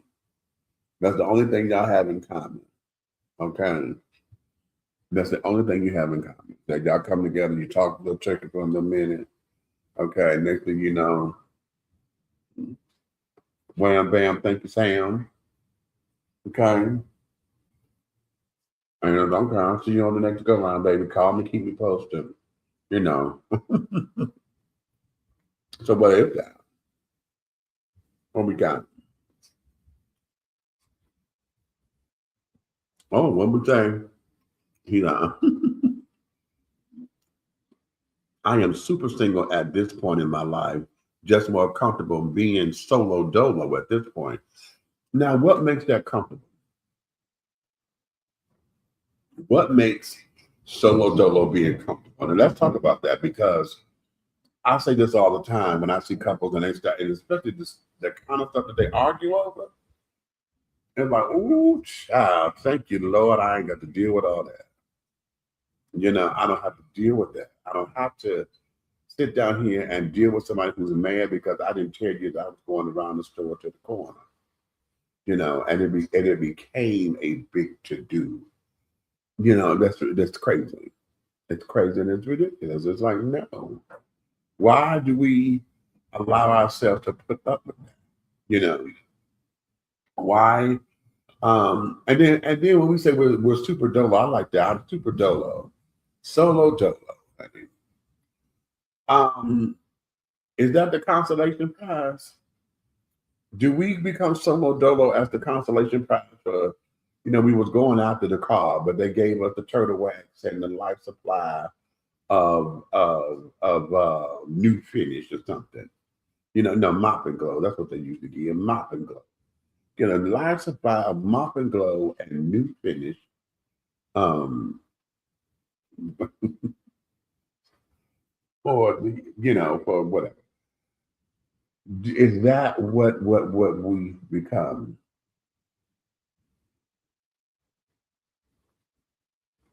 So I'm gonna throw that out there. See what kind of bait that's gonna have, if something's gonna come back to us, and something's gonna walk with us and talk with us and work with us and move with us and this, that, and the third. I want to know what the tea is, because oftentimes, and here's the thing, let me be a little transparent here. I know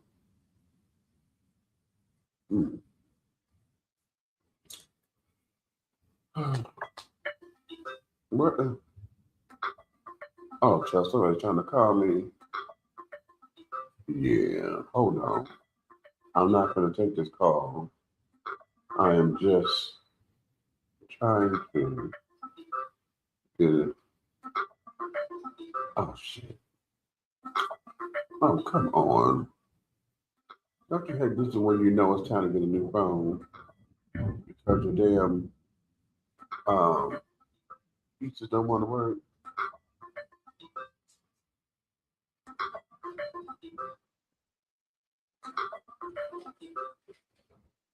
I think it's still going, so can you believe that?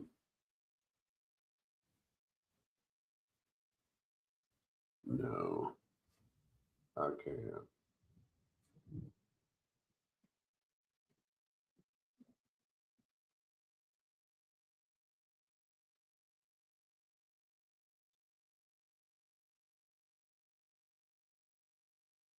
Well, I'm sorry, y'all.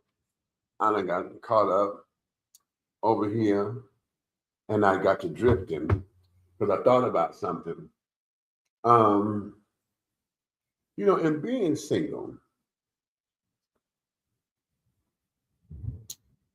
oftentimes, but let me just put my own stuff like that. I don't like being the third wheel or the fifth wheel or whatever, because all of my teens and 20s that came on, all of my friends, they were always dating. And this and then I was always the one that was always out. I for the most part, I didn't have. And then the one time that I was in relationship, the one time I was, it became one of those, oh, I don't love you like you love me kind of thing. You see me as a lover. I see you as a goody girlfriend. That will always be the bane of my existence. And it was like, wow, don't you get kind of thing, right?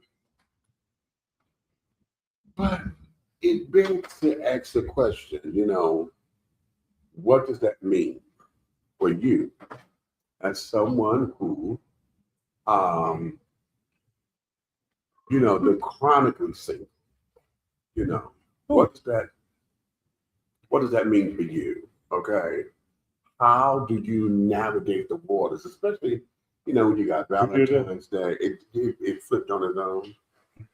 And the light that struck it in with, and it did a little loop. Okay. What does it mean for you? And then you're trying to get through these holidays or whatever. I know for me, I've gotten good because those like Valentine's Day and Sweetest Day and that kind of shit. That it don't do me, right? I like the day after I go get the candy for half off or 75% off, right? But that does. So how is it that you're able to navigate through those waters? How do you do that? And again, the question becomes, Are we navigating because we want to navigate through them, or are we just going through the motions because we're just supposed to? Or do you secretly want to go out there and become partnered or whatever the case may be, but yet you're just getting tired of being put in the friend zone? So what does that mean for you? The question is, let me bring it back. Okay, are you ready? The question is, for the chronically single, okay, those who are chronically single, do you know how to navigate through the being always put in the friendship zone? Or are you one of the people who hate on others who can date freely? Do you show your haterade because folks are dating? I don't per se show haterade. Yeah. I mean, I do have some envious ways when I see certain things. Uh-huh. You know what I'm saying? Uh-huh. When I see certain couples out, you know what I'm saying? Right, right. You know, I applaud them. I really don't have no hate. You know what I'm saying? Right. I applaud them for being able to do that. Right. But then, you know, then I look at like, when is it my turn? Uh-huh. Uh-huh. You know what I'm saying? You preach it to the choir. Like, when is it my turn? Like, yeah. It's like, I know what I have to offer. Right. I know my work. Right. I don't evaluate my work based off the negativity of what other people got to say. Got you. Lovely. Because they all headaches. They can kiss my aspirin. Not your aspirin.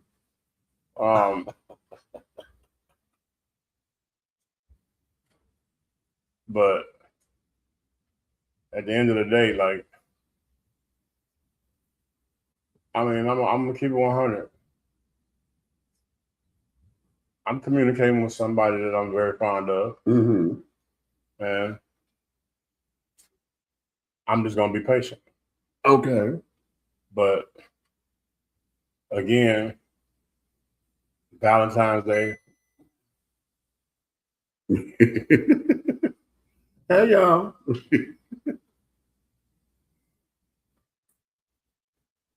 Valentine's Day was painful. Mm-hmm.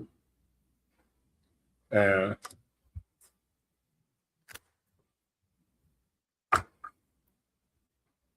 I'm gonna be honest with you, Valentine's Day was painful. And you don't know it till it gets here. Right. Okay. That's the thing. It's one of them things that sneak up on you. Okay. And what I do know is, you know, this past Christmas, I was around family. Mm-hmm. So that brought joy to me to be able to see my family. You know what I mean? Mm-hmm.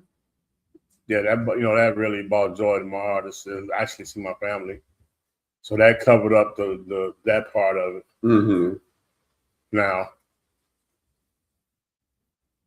that last Christmas, yeah, it was hell. Mm-hmm. You know, I went through an accident. I went through, you know what I'm saying? Yeah. I went through a lot. But what was crazy was, you don't know that single monster until you have sat in your living room and looked at a Christmas tree lit that nobody was going to be cared about but you.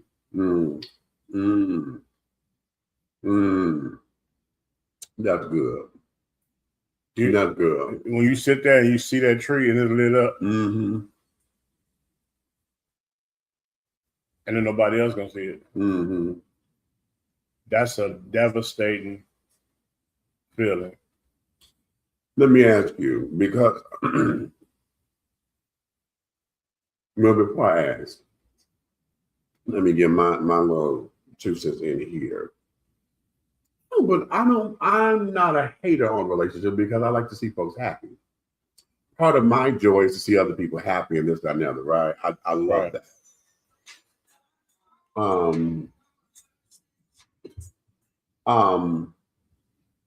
But I know that feeling of when is it going to be my turn, you know?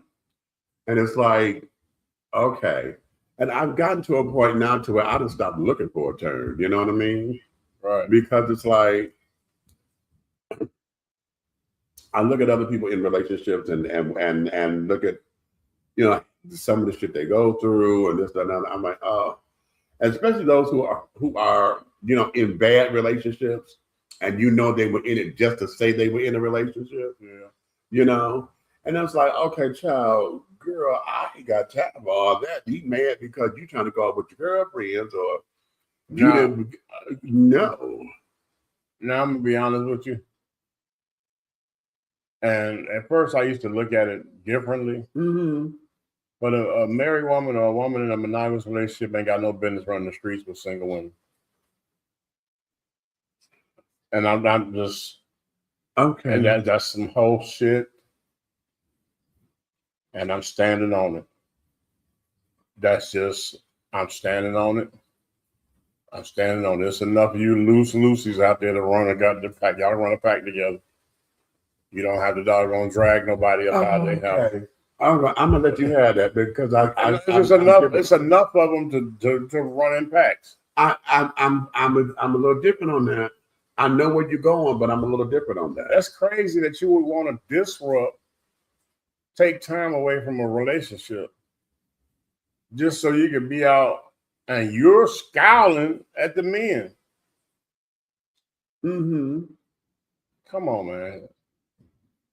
At the end of the day, that's a setup, bro.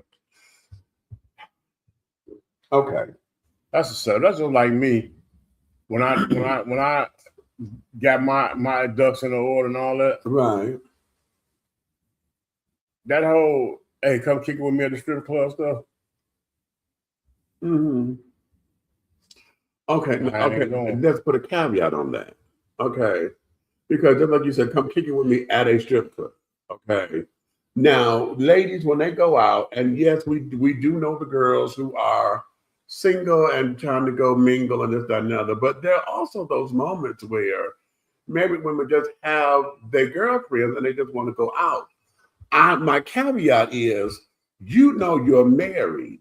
So that means that you're going to put a cap on some shit because I got to get home to my husband.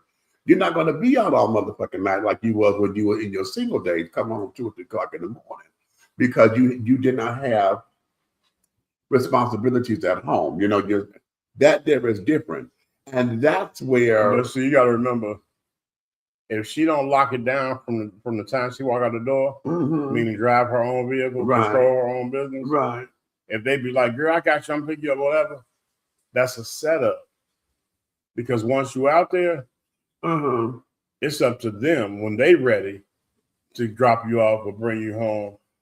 And now you stuck in this doggone zone where you ain't got no business out this time of night. Mm-hmm.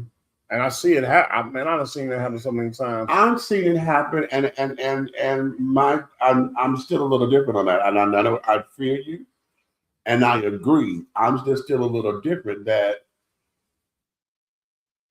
point where it's like, okay, when you said yes, I'm going to go. Okay, there's something there, right? Because you know you have responsibilities to carry on. The people who take you out with them know you have responsibilities. Mm-hmm. Okay. So if there's no mutual respect there, that's what that, and I think that's where you're going. You don't respect my house enough to this, that, and the other. But then you got those who know you're in a relationship or in a marriage, but yet you still want to have your single ways. See, if you are going out and you're still trying to act as if you're single, that's a whole different ballgame. But if you're out and everybody is respectful and carrying on, that's what my caveat is. I don't want to put a whole Let me tell you something. broad stroke on that. Let me tell you something. It ain't just on the hookerism of the female. I got you. I've been somewhere before, right? Where I thought I was on my way home. Right. And right when we got by the interstate, They made it up. they bust a right jump down the interstate talking about, "No, you with me tonight." You know what I'm saying? You ain't with me tonight, this and that. Now me, I was planning on taking that ride to the house, taking me a shower, getting into bed, and calling my significant other and talking to her till we both went to sleep because I'm actually out of town. You know what I'm saying? And I'm keeping it like, yo, you know what I'm saying? This is what I'm doing. I ain't out in the streets. Right. I get snatched up and taken to a whole opposite side of the city. And then I'm out there till 3 o'clock in the morning. Then I'm out there. They, got a one in Rome, so everybody taking shots. So by the time I got home at 3-something in the morning, now I'm coming into my family house. Lizard. Meaning I fell out. I never made that phone call. So when I wake up in the morning and I make the phone call, how do I look? Out of town, getting down. Right. There wasn't nothing like that going on. So that's why I said some people don't. And let's take the conversation to that particular aspect of it, because there's those who don't respect that you're in that relationship. You know that what was that? No, you hanging with me tonight. What the hell is this? Right. You know, it was kidding. That's not the agreement. Right? Exactly. That's not the agreement. You know. And this and the third, and now you're about to put me in a compromising situation. Well, now I got to explain me. Well, I don't need to. So now, those who are chronically single, and I keep saying chronically because I happen to be one of them. Okay, I can count the number of times that I've been on a date. I mean, been in relationship or whatever, or dated someone. Most of my dating life. Let me ask you something. I'm sorry. How do you define single? How do I define single? I define single as I am someone who am responsible for myself. I am not romantically involved with anyone that I hold myself accountable for or to.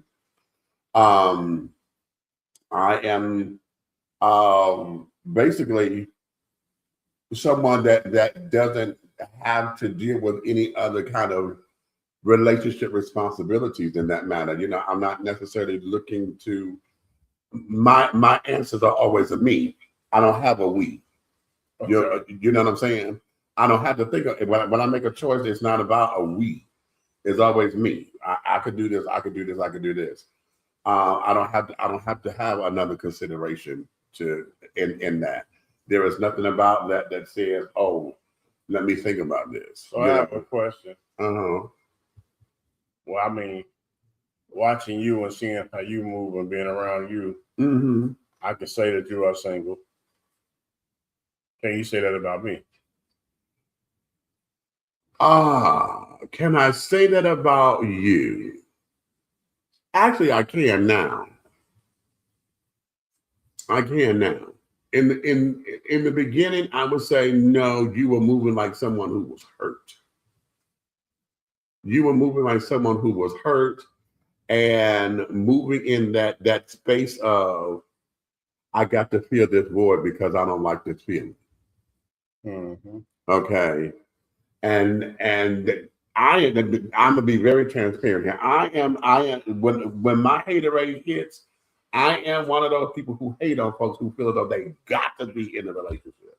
I am, because I don't understand that got to be feeling. Okay, and maybe a lot of that happens to be because when I thought I was there and I got to have a relationship, no one saw me that way. I've always been in the fucking friend zone. I have been just the cat's meow, everything, and the chips and the 2-liter soda. I have been, but not enough for you to consider me to be a partner, a lover, a dater, this, that, another. Enough to fuck. We get a fuck on, but nothing to where it could be anything serious. So anytime I'm around folks, especially during the holiday time and carrying on, where they got to be, oh my God, that just drives me insane. Could that be because you've been single so long? Could be. Could be. That's some personal mental thing with you. I would take that. Because you've been single so long. No, I'm saying I'm looking at it. I'll take it. Because you've been single so long. So yeah, that disturbs you. I'll take it. I'll take it because yeah. Because I'm when it comes down, so much so to where even now I don't know. Me moving down here to Atlanta taught me how to go out on a date. Okay. And what do you mean, Meech? My very first date, like a real date, I was 29 years old. I told y'all this story before with Bart. He was a guy I had been lusted after this man for like 6 years. I would see him and oh my God, like physically everything that I love in a man. Okay, everything. And you know, he was into leather and carrying on. I was working security at the bar. So he would come to the bar and I would see him and I would say, hey, you know, that was all that. But oh my God, 6 years I would see this man, right? We ran into each other at an audition. We were both auditioning for the play Rent. They had came to Detroit and we were both there. I'm a baritone bass and he's a tenor. He made it to the second round. I didn't because the song that they had with the screaming tenors, I didn't get there. So then after that, we ran into each other again at a club called Hellfire, as an S&M organization, right? And we ran in there on a move-in day. And that was when we had a conversation and stuff. And he invited me to the bar, right, to sit down and have a cocktail and this and that. That was my very first day where I actually went to a bar with a guy. We sat down, we ate, we talked, we vibed. That was the first time that I actually told somebody that I did drag. Because in Rainbow World, you don't tell nobody you do drag, child, because that's pulling every nail in your coffin. Okay. But when I told him I did that, it excited him. He said, oh, really? I would like to see that. And everything in me just stood up, right? I'm like, oh shit, you know, pass the litmus test. Well, that entire week, you know, was just that. It was wonderful, right? It was wonderful. And, you know, we had to serve the breakfast and stuff in the morning. He would come to the night. He would give me a kiss in the morning and this and that. Everybody knew I was fond of this chap. Everybody knew. Okay. But it got to the point, and I felt myself going over the rainbow. And I said, Lord, I prayed that day. I said, Lord, if he ain't mine, don't give him to me. If he ain't mine, don't give him to me, because you know where I am. And we were supposed to have a date that coming Thursday, because the event was over and he was leaving. I was getting up to get dressed to go. And by the time I had got to the bar, I missed him. He had left. That was back in 1999. I have not seen that man since. Okay. I have not seen that man since. Okay, just recently found him online. Just recently. So that was my first time. When I got here to Atlanta, no, my first time going on a date. Just before moving here to Atlanta, I went on a date, which was fabulous. He was somebody with some money. Catch that. He was a doctor. He didn't want to tell me he was a doctor in the beginning. He was trying to feel me out, right? I'm always been told, honey, when you got on a date, you know, you do not order more than what the date is going to spend on himself. Okay? You do not do that. You either match him or you go under. A good girl go under what he's going to spend on himself, right? And if you feel the need to where you want to order something, you got your own coin in your purse, you know, to get your little extras, whether a little to-go bag, yeah. So we were talking and carrying on, and I had already made up my mind to move here. And we were at that particular point where we were talking, and he wanted me to stay. White guy, too. It was the first time I dated a white guy. He wanted me to stay, and I said, baby, there's no way I can because everything's packed. We ready to go. So then when I got down here to Atlanta, I learned how to be in the moment. Whatever this moment is, it's this moment. It's nothing more, nothing less. You know, I had to, you know, I wrote a song. I say part of the song is, you know, we don't always say yes to the dress and match the carpet to the drapes, you know, in our head because we, you know, we're trying to project. And that it is what it is. So being down here in Atlanta has taught me how to comfortably go out on dates. But at the same time, I still have not dated a lot because I still get, oh, you're such a good friend. You are such a good this, a big brother, big sister, you uncle, auntie. I get all the family members. Okay. Mama in some cases, daddy on others. You know, I get all the family members. Okay. So I've always been in that zone. So yeah, it arose me whenever, you know, folks who are really into me or whatever, because a lot of times I don't trust it. You know, I don't trust it because for the most part, they little calling card, they just want to have sex. And that there, now part of that is that sexual addiction talking, because that there was part of my triggers in the addiction. You know, you don't want me, you just want to have sex. Well, the biggest thing about it, and this when you out here in this skillet, I call it the heterosexual skillet. Here's a problem. Shallow. Oh, come on.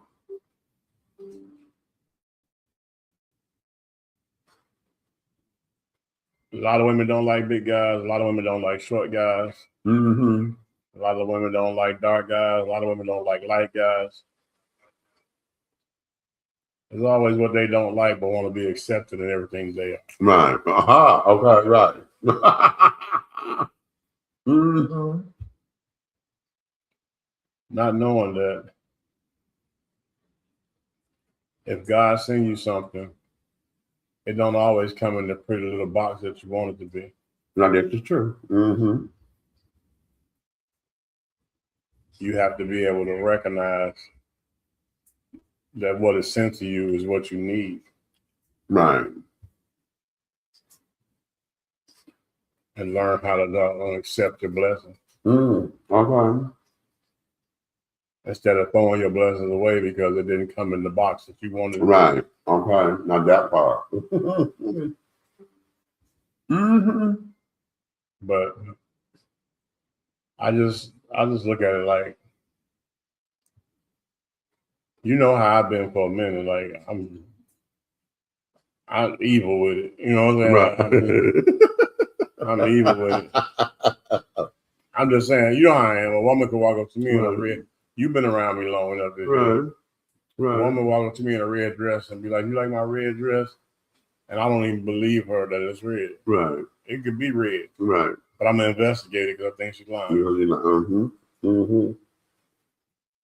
Feel you. And it's sad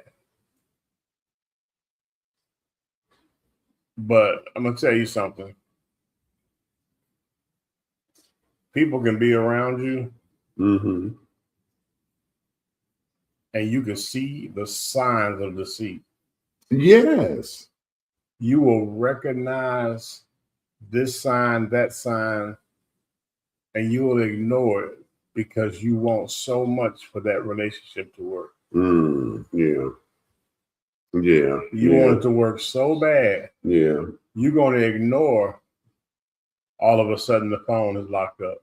All of a sudden, you can't let the phone go. You steady tapping on the phone. All of a sudden, the phone goes to the bathroom with you every time you go. It's like all of a sudden, a lot of opposites of what you used to do. Right. And you started recognizing these things, but you don't say anything because you want those things to be nothing. Right. It's a figment of my imagination. I'm tripping. Yeah, exactly. Okay. Yeah, I'm tripping. Yeah. Even when you get those discernments, those the messages sent directly to you. Yeah.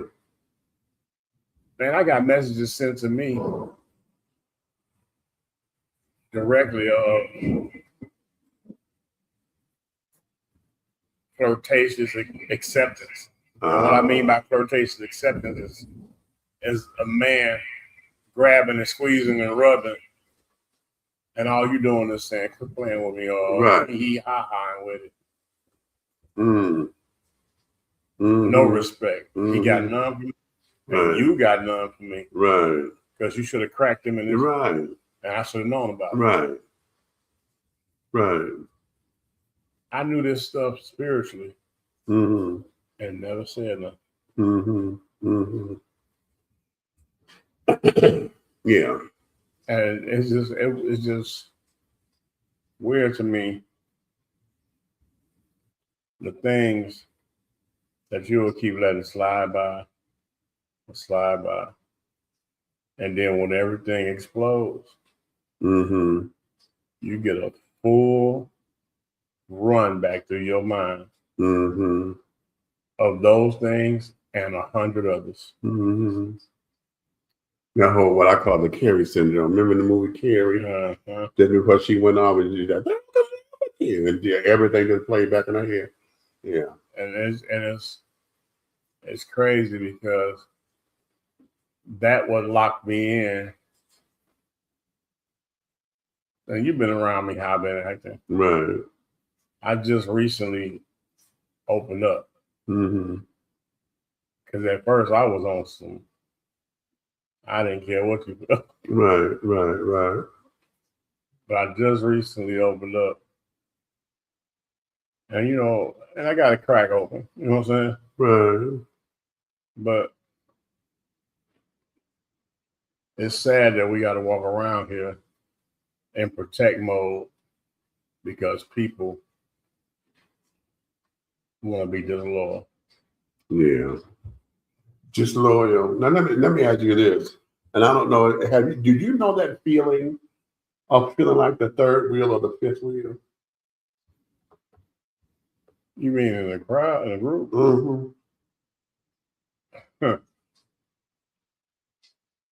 I actually, and this is okay. I actually do because, and this is one of the reasons why, if you notice, I don't let nobody drive nowhere. Right, I know. And that's that's on the list as one of the reasons why. Okay. Because the minute two people or two couples are coupling up, I'm out. Or one couple is get the hugging and kissing too much, I'm out. And nothing against them. I'm happy for them. But what's the point of me sitting there? Bam. Because me sitting there, that ain't gonna do nothing but piss me off about how I got there. Child, that is the story of my adult life. You know, all of my friends and Karen, like I said, they've been, they in love on Monday, Tuesday, honey, yes, Wednesday, then they got married, Thursday, then they had children, Friday, honey, you know, they in trouble.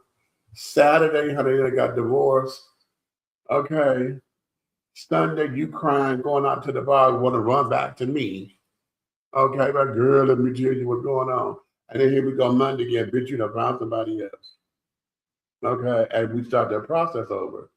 And then it's like with me, I was always the one, never in the relationship. Either I was the third wheel because there was 3 of us or whatever, or I was the 5th wheel because there's 4 of us, and it's still me. And the one time that I was in relationship, as opposed to being the 6th of us, I still became the fucking 5th wheel.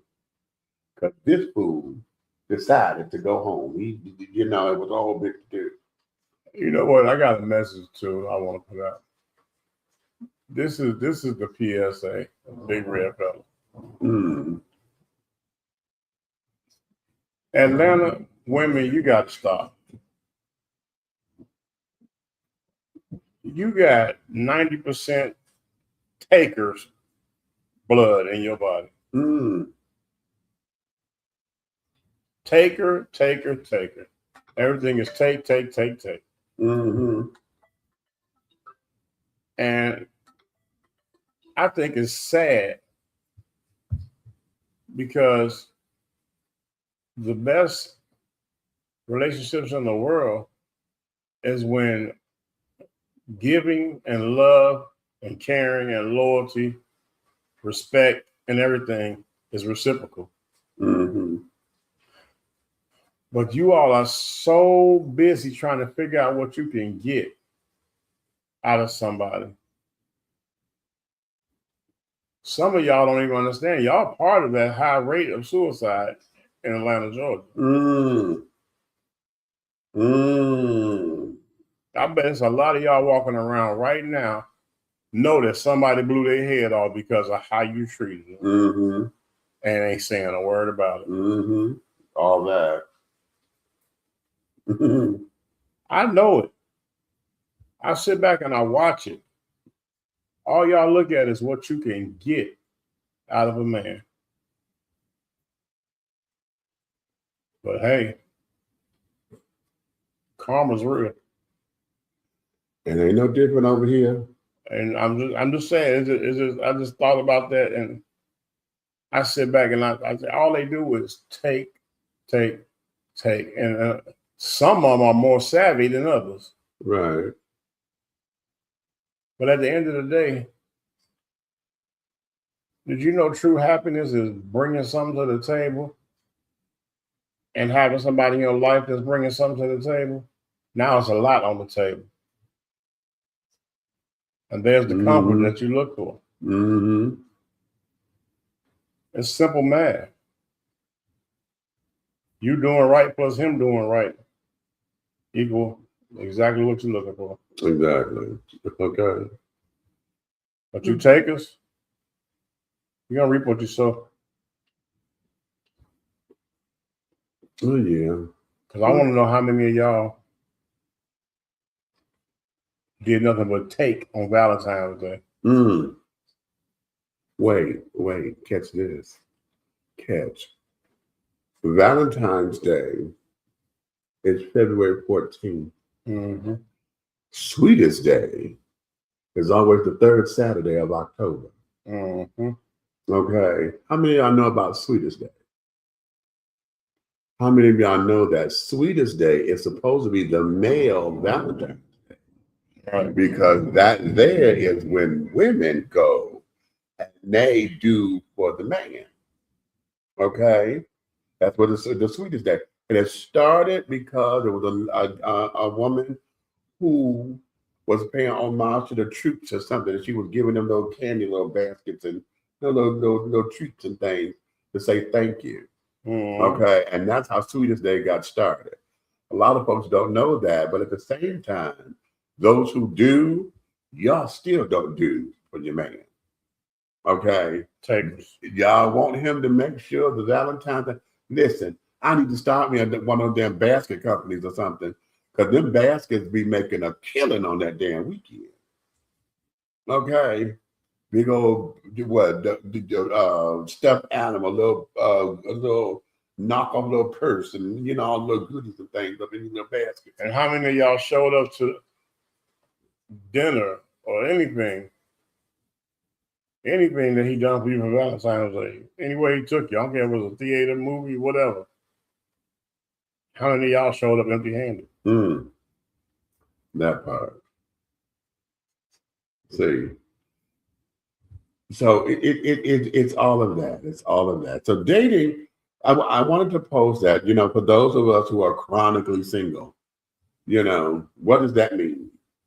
And everybody asks me, why are you single? I said, because I am, it's by choice, and the choice is because, hell, at this particular stage of the game, honey, I'm 56 years old. I have had 5 little times I've actually dated.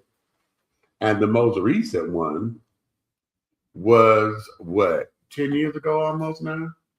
Is it that? Woo, shit, wait a minute. For real? Maybe 7. I refuse to believe it was 10 years. Okay. No. Oh my God. Oh my God. I'm sorry, y'all, that just hit me. Stephanie she came with Angela Winbush and things down at the Wolf Creek Amphitheater. I went to that show. I had tickets. And then the guy that I was dating, we were loosely dating. I called him because the person who was supposed to be going, Renee, right? Now he doesn't live here in Atlanta. He lived down another place. And I asked him, I said, I'm sorry that it's last minute. And, but I got an extra ticket. Would you like to go? And he tells me, oh, well, I will have to, I'm going to be in town, but I won't be able to do that because I have a partner now.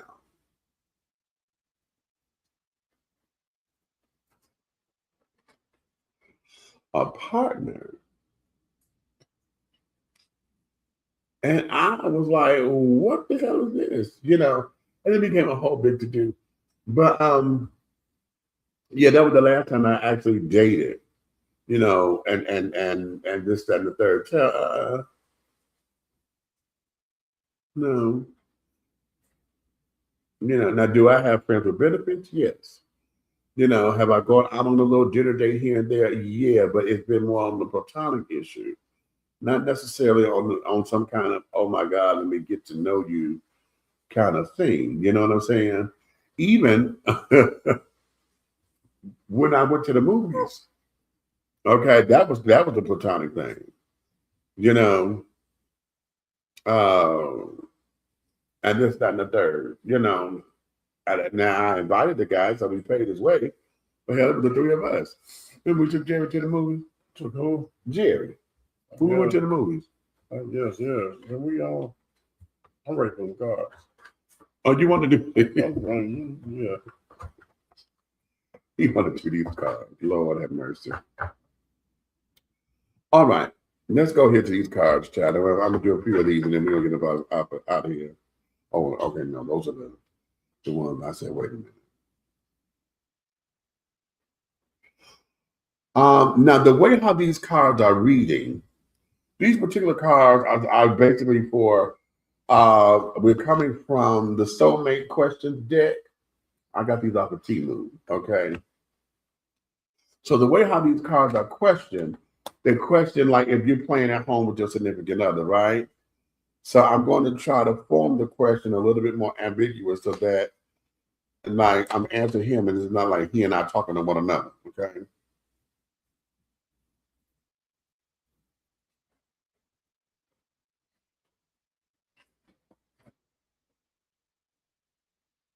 Well, here's a question.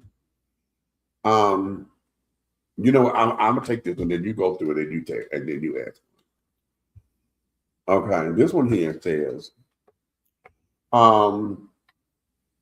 what makes you feel safe?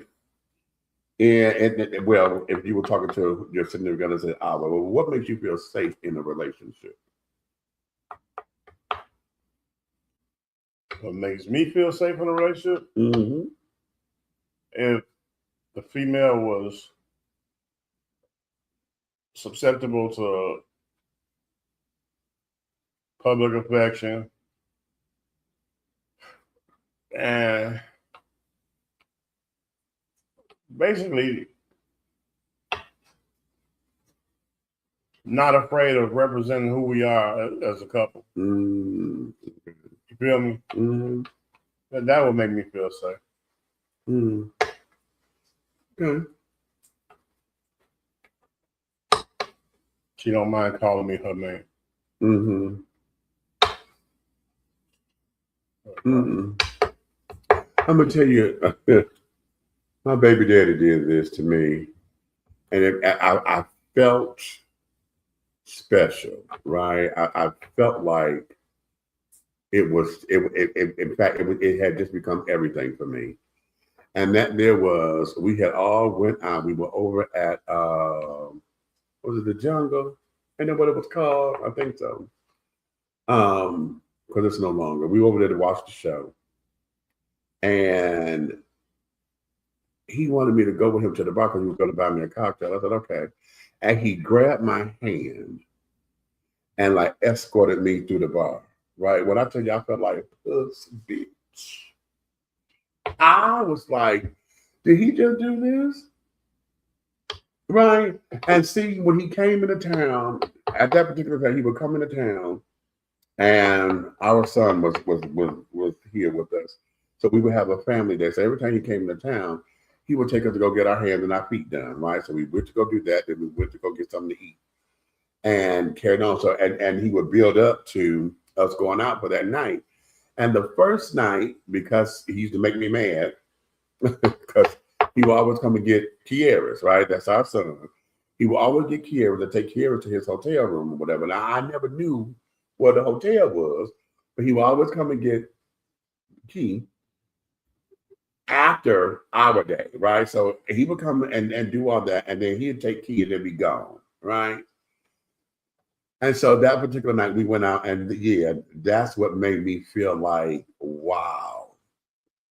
You know, I actually had that particular feeling. And no, we were not dating or whatever, but that was, yeah, that took me there. Yeah, that took me right there. I did the looks, because you know, Jeff is a very handsome man, very, very handsome. And the looks that I was getting, like, you with that, because for those who didn't find I was attractive or thought I was too big, you know, it was all of that. I was like, bitch, eat your heart out of me.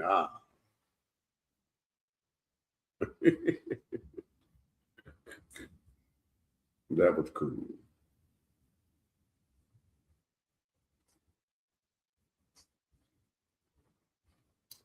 So yeah, so those of you who are still here, you can go ahead and put something in the comment section there, because you know the tone done changed a little bit, right? Because when we think about relationships and again, if you are chronically single, you know, the ones who, you know, you have not been in relationship with any kind of, you know, it's not like you single because you just broke up, or you know, or you know, you out of relationship and you've been single for a long time. Now I'm talking about those of us who have been chronically single, to where we have not been in relationship, you know, hardly ever.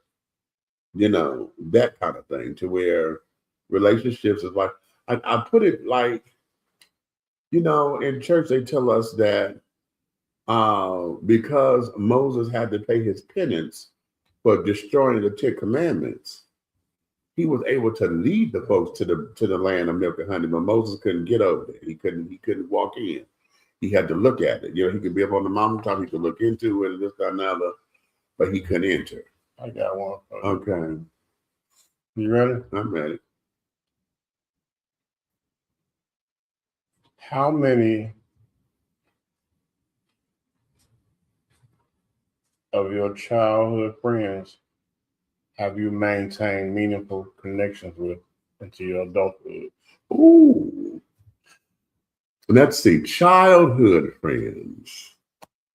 Wow. Most of mine that we had were from high school, because there's a number of us that we made a pact in high school. Most of us from our drama class, our Choke Desire, there's a number of us. Let's see, Pete, Nikki, Abram, Derek, Jesse, Tim, Travion, that's already 8.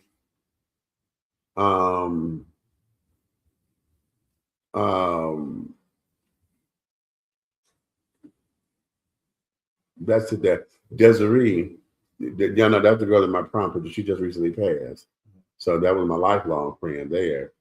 Well, we're no longer talking. That would have been you, because that's my best. That was my bestie. Mm-hmm. We go back to junior high school. Mm-hmm. Yeah. So yeah, 10. Up 10. Okay. Let's see. With me, let me say, we got Lori, Calvin, we have Mitch, Tremaine,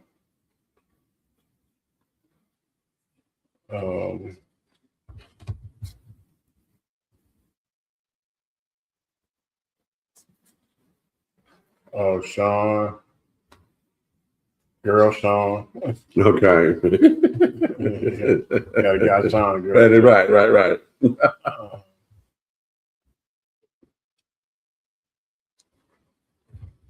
Norma, Right. Florine, Right.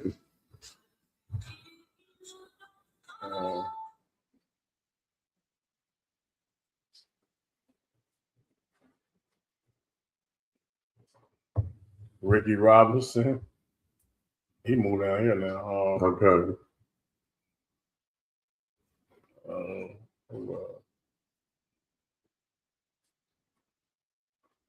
Al. Damn. That's some hip hop. Okay.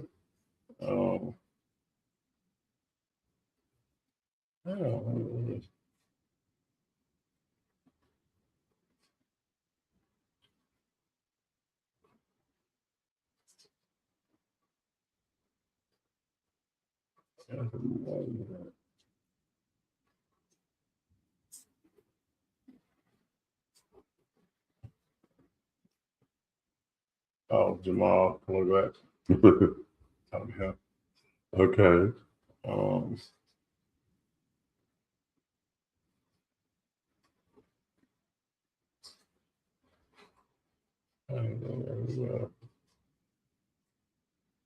And I still creating. Oh,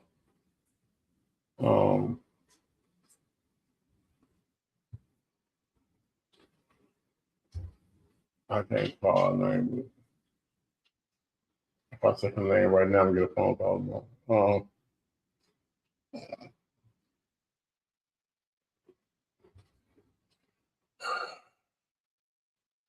We're just gonna say P.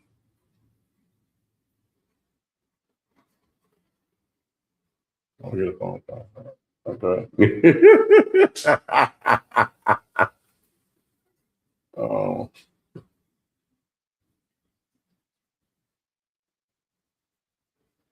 It's probably I got about 20 people that I'm still connected with. Wow. It's a blessing. That is. That is a blessing, because a lot of people can't say that. Because, right. You know what I'm saying? And out of all the females I was naming, only one of them I slept with. Okay. That's really a blessing. Okay. Lord, I have issues. I would have to say Karen Mama. That's my childhood. Okay. You know what I'm saying? Right.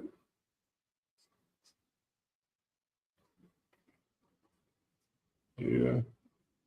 It's probably about 20 something when I sit down. If I sit down, it's probably about 20 Right. something. I think I have a few more as well, but most of mine came from high school. So It's crazy because- how Lori and all them live down here now. wow. Yeah, because the rest of them, like I could call names, but we hadn't kept. One more. Ricky is he's a real estate agent here. Okay. Go ahead. Where in your life do you feel overlooked? Where in my life do I feel overlooked?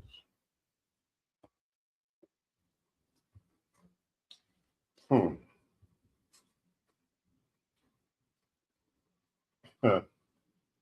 Where do I feel overlooked? Mm-hmm.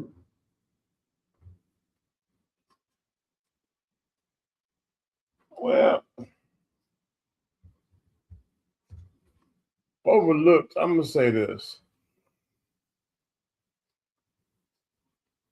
I'm gonna feel like I'm gonna say this. Okay. Mm-hmm.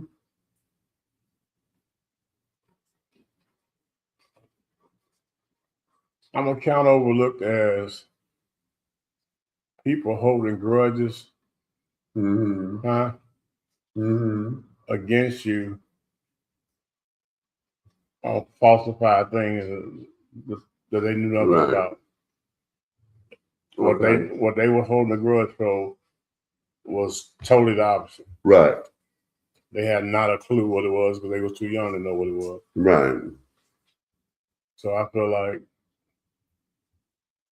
that put them in a position for me to be overlooked on connectivity with things Mm-hmm. because you had a grudge.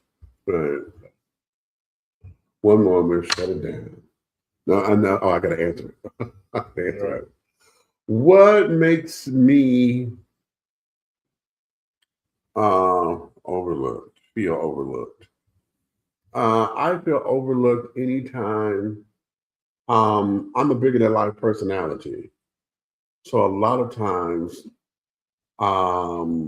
folks will not take me seriously because either they say I'm too much, or I'm too big, I'm too dramatic, I'm too theatrical.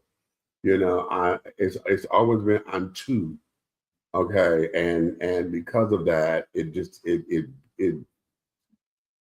breeds them just want to just blow me off, you know, and yeah.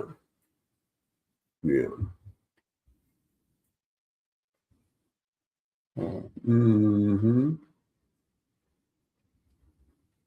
Okay. That's the last one. Last question, y'all. Then we can let y'all go. What song or band Mm-hmm. defines your teenage years? Oh, let's see. What song? One song, one or band. band One song, one band. describes my Teenage. teenage years? Let's see. This is the 80s, honey. And if there was a song that I think would describe me,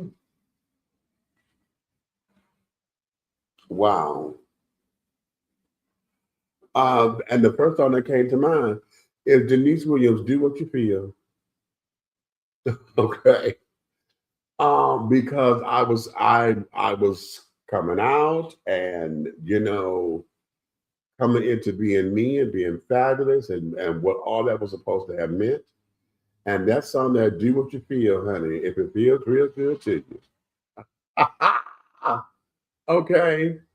As far as a band is concerned, the band.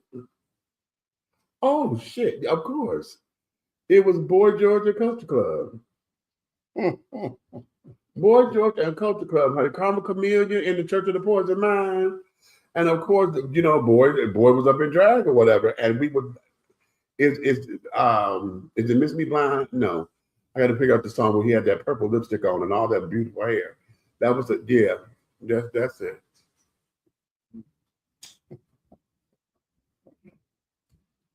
That's funny. Okay. Now with me, my teenage years, Mm-hmm.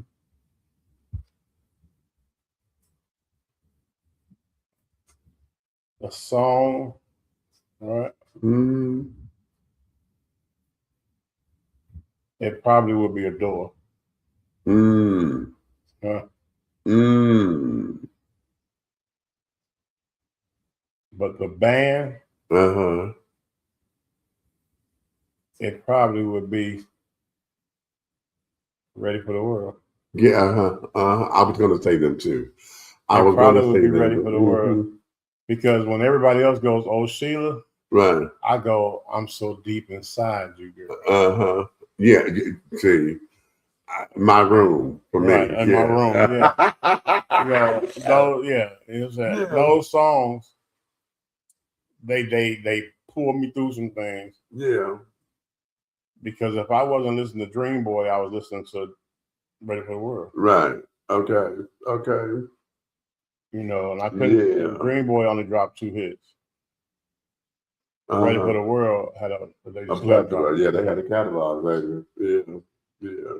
But song wise, Adore. Okay. Okay. Wow. Okay, well, we done got a little philosophical on y'all and carrying on, baby. These cards are cute. Again, this here is the Soulmate Questions deck. I got these off of Temu, y'all. They were like $2 for this little thing. So yeah, now listen. As I told you at the top of the show, honey, I got a new donut factory that I have to report to. So we're probably going to end up having to change what we do here. It looks like now I'm off on Saturdays or whatever. So we may end up doing the show now on Saturdays. I will keep you guys posted and carrying on what the changes are going to be. But do know we will be coming. And as a matter of fact, what may end up happening is that if we don't do full shows, we'll probably give y'all little excerpts and blurbs and the spot checks or whatever, to where we could give you some tea, honey. You might get some Big Meech moments. You might get some word of the day from Big Red. Even Aunt Nikki's on her way back, child. We talked to her, so she's coming. But what we may just do is, I may have to piece together pieces and be a pre-recorded show in between our lives, okay? So listen, you may finish all of your crumpets, my darling, because the tea has been dished. And you've been dishing tea, darlings. Wow. With Big Meech and the big guy ally over there. That there is the big red fella. Okay, and in the absence of Aunt Nikki, who will be returning soon, honey, we thank you, we thank you, we thank you, we thank you, we thank you, honey. If you love us like you say you do, honey, we want you to go and tell all of your family, your friends, your good Judies, honey, your gal pals, your guy Fridays, you know, your aces and carrying on. Tell them to come over here to like, subscribe, and to share as well.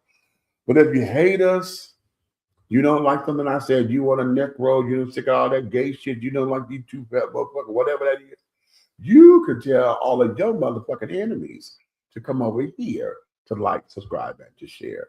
Because, darling, one thing for certain and two things for sure is that everything that we're doing over here at Three the Hard Way, honey, everything that we're doing in any way, shape, style, form, and or fashion will move forward. Okay? So on that note, honey, I'm not going to sing out or whatever because it's been a night, honey. Okay? So we're just going to let you guys go. Y'all be blessed. And we will see you guys on the next go around. So until then, ciao.